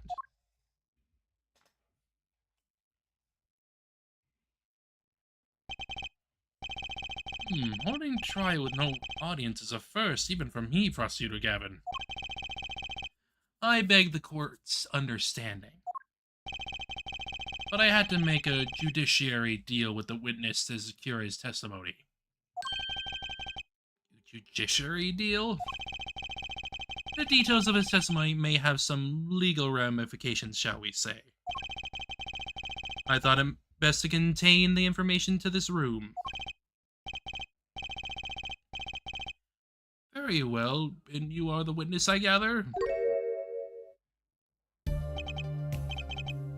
Ah, yes, sir. Say your name and occupation for the record. My name's Drew Misham. I'm a painter. Painter? You're someone related to this case. Oh, well, not per se. I have one simple question for this witness. Mr. Misham, was it? Do you know what this is? Oh, yeah. I know it well. How is that possible? Have you seen this diary page somewhere before? Oh yeah, I mean, I made it. What? You made it? Yes, you might call it one of my works. The prosecutor's office received a tip-off yesterday. The legal evidence is prepared for the trial of exact grammary. Legal evidence? I initiated an investigation and found this witness. A painter to the world at large, Drew Misham has another side, you might say. He is skilled in making perfect reproductions of certain things. Forgeries, in other words. Forgeries? Well, so we are to understand that this page here is a fake, prepared by a certain defense attorney. Objection! Hold it. I didn't prepare this evidence. Objection! Ah, the attorney speaks. Something about this page, I presume, but what is he saying? It makes no sense. After all, it was you who presented this evidence to us, Phoenix, right? You made it official evidence by presenting it. Witness, this submission was it? Who requested this forgery? Who was your client? That, I don't know. What? Most of my clients prefer to remain anonymous, even to me. I make the items they want and receive my payment. That's the extent of my contact with them. Objection! But no proof this is a fake. It's a fake. Huh? To avoid just this sort of problem, I always put a special mark on my works. I can say without a doubt this is mine.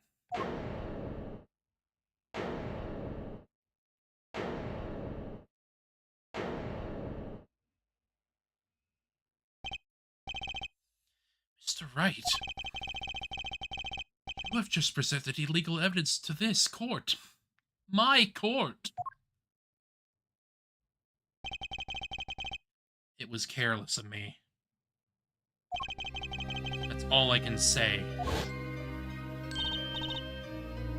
Oh boy. Here.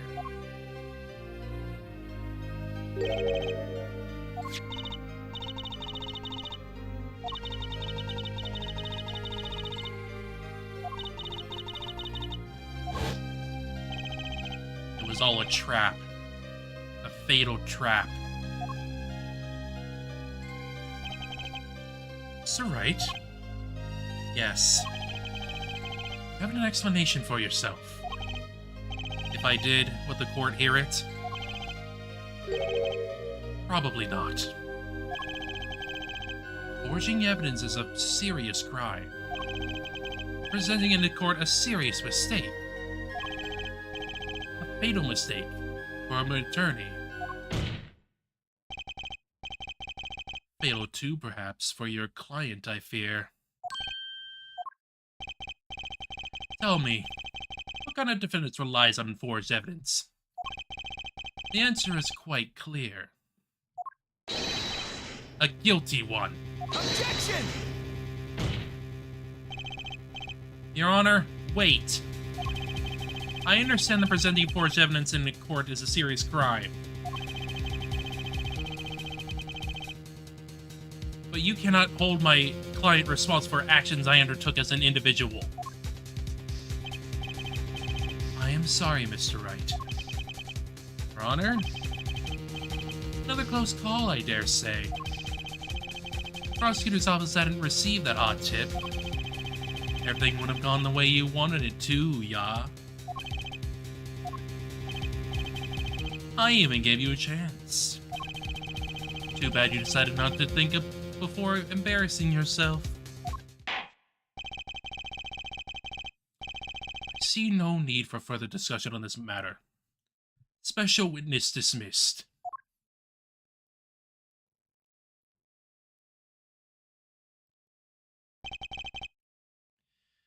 Mr. Attorney? Yes? Could I ask your name? Phoenix Wright. Mr. Wright.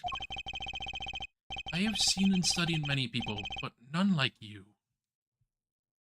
I'll remember you, Mr. Wright. Oh, he will. You will.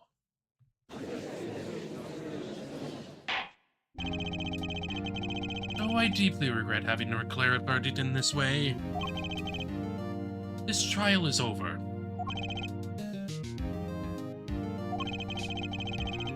You have the right to find a new attorney and make an appeal.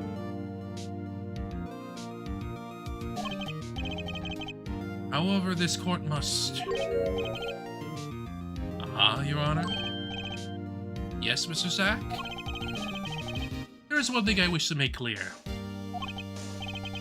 Today in this courtroom, you cannot declare me guilty. It is impossible. I'm afraid the defendant is quite mistaken. I most certainly had the authority to declare a verdict on you. Except tell me, how do you plan on announcing your verdict? When your defendant does not exist. Does it exist? What are you talking about? I don't know. I am talking about this.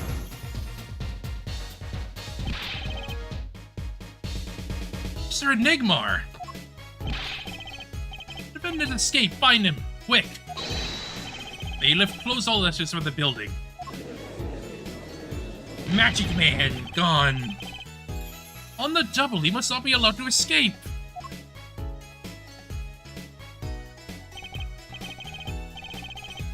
That day in that courtroom, a miracle occurred. Defendant Shady Enigmar, aka Zach Gramarye, did not just escape from court. He literally, unbelievably vanished. Right before the bailiff's eyes. No one ever saw him again. Not since that day. This is the Gramarye miracle.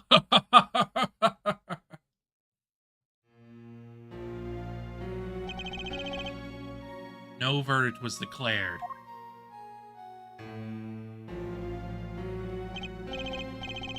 After all, the defendant didn't exist.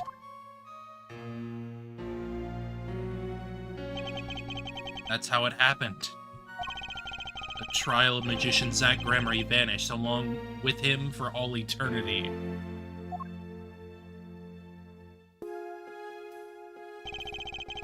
The mysteries that remained behind were all solved, however. But not until 7 years later. Indeed.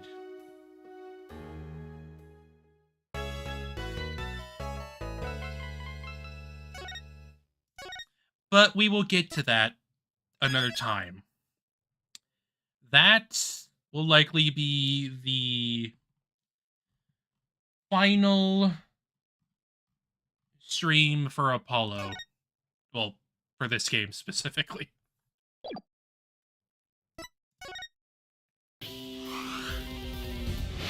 But for now, I will leave it there. I think that's a good stopping point. A good... a good little cliffhanger before we get to the final reveals. Bye-bye. Anyway, yeah. Thank y'all for watching.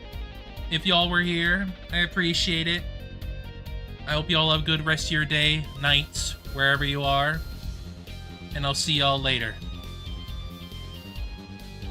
Playing something else next time. See y'all later. Bye-bye.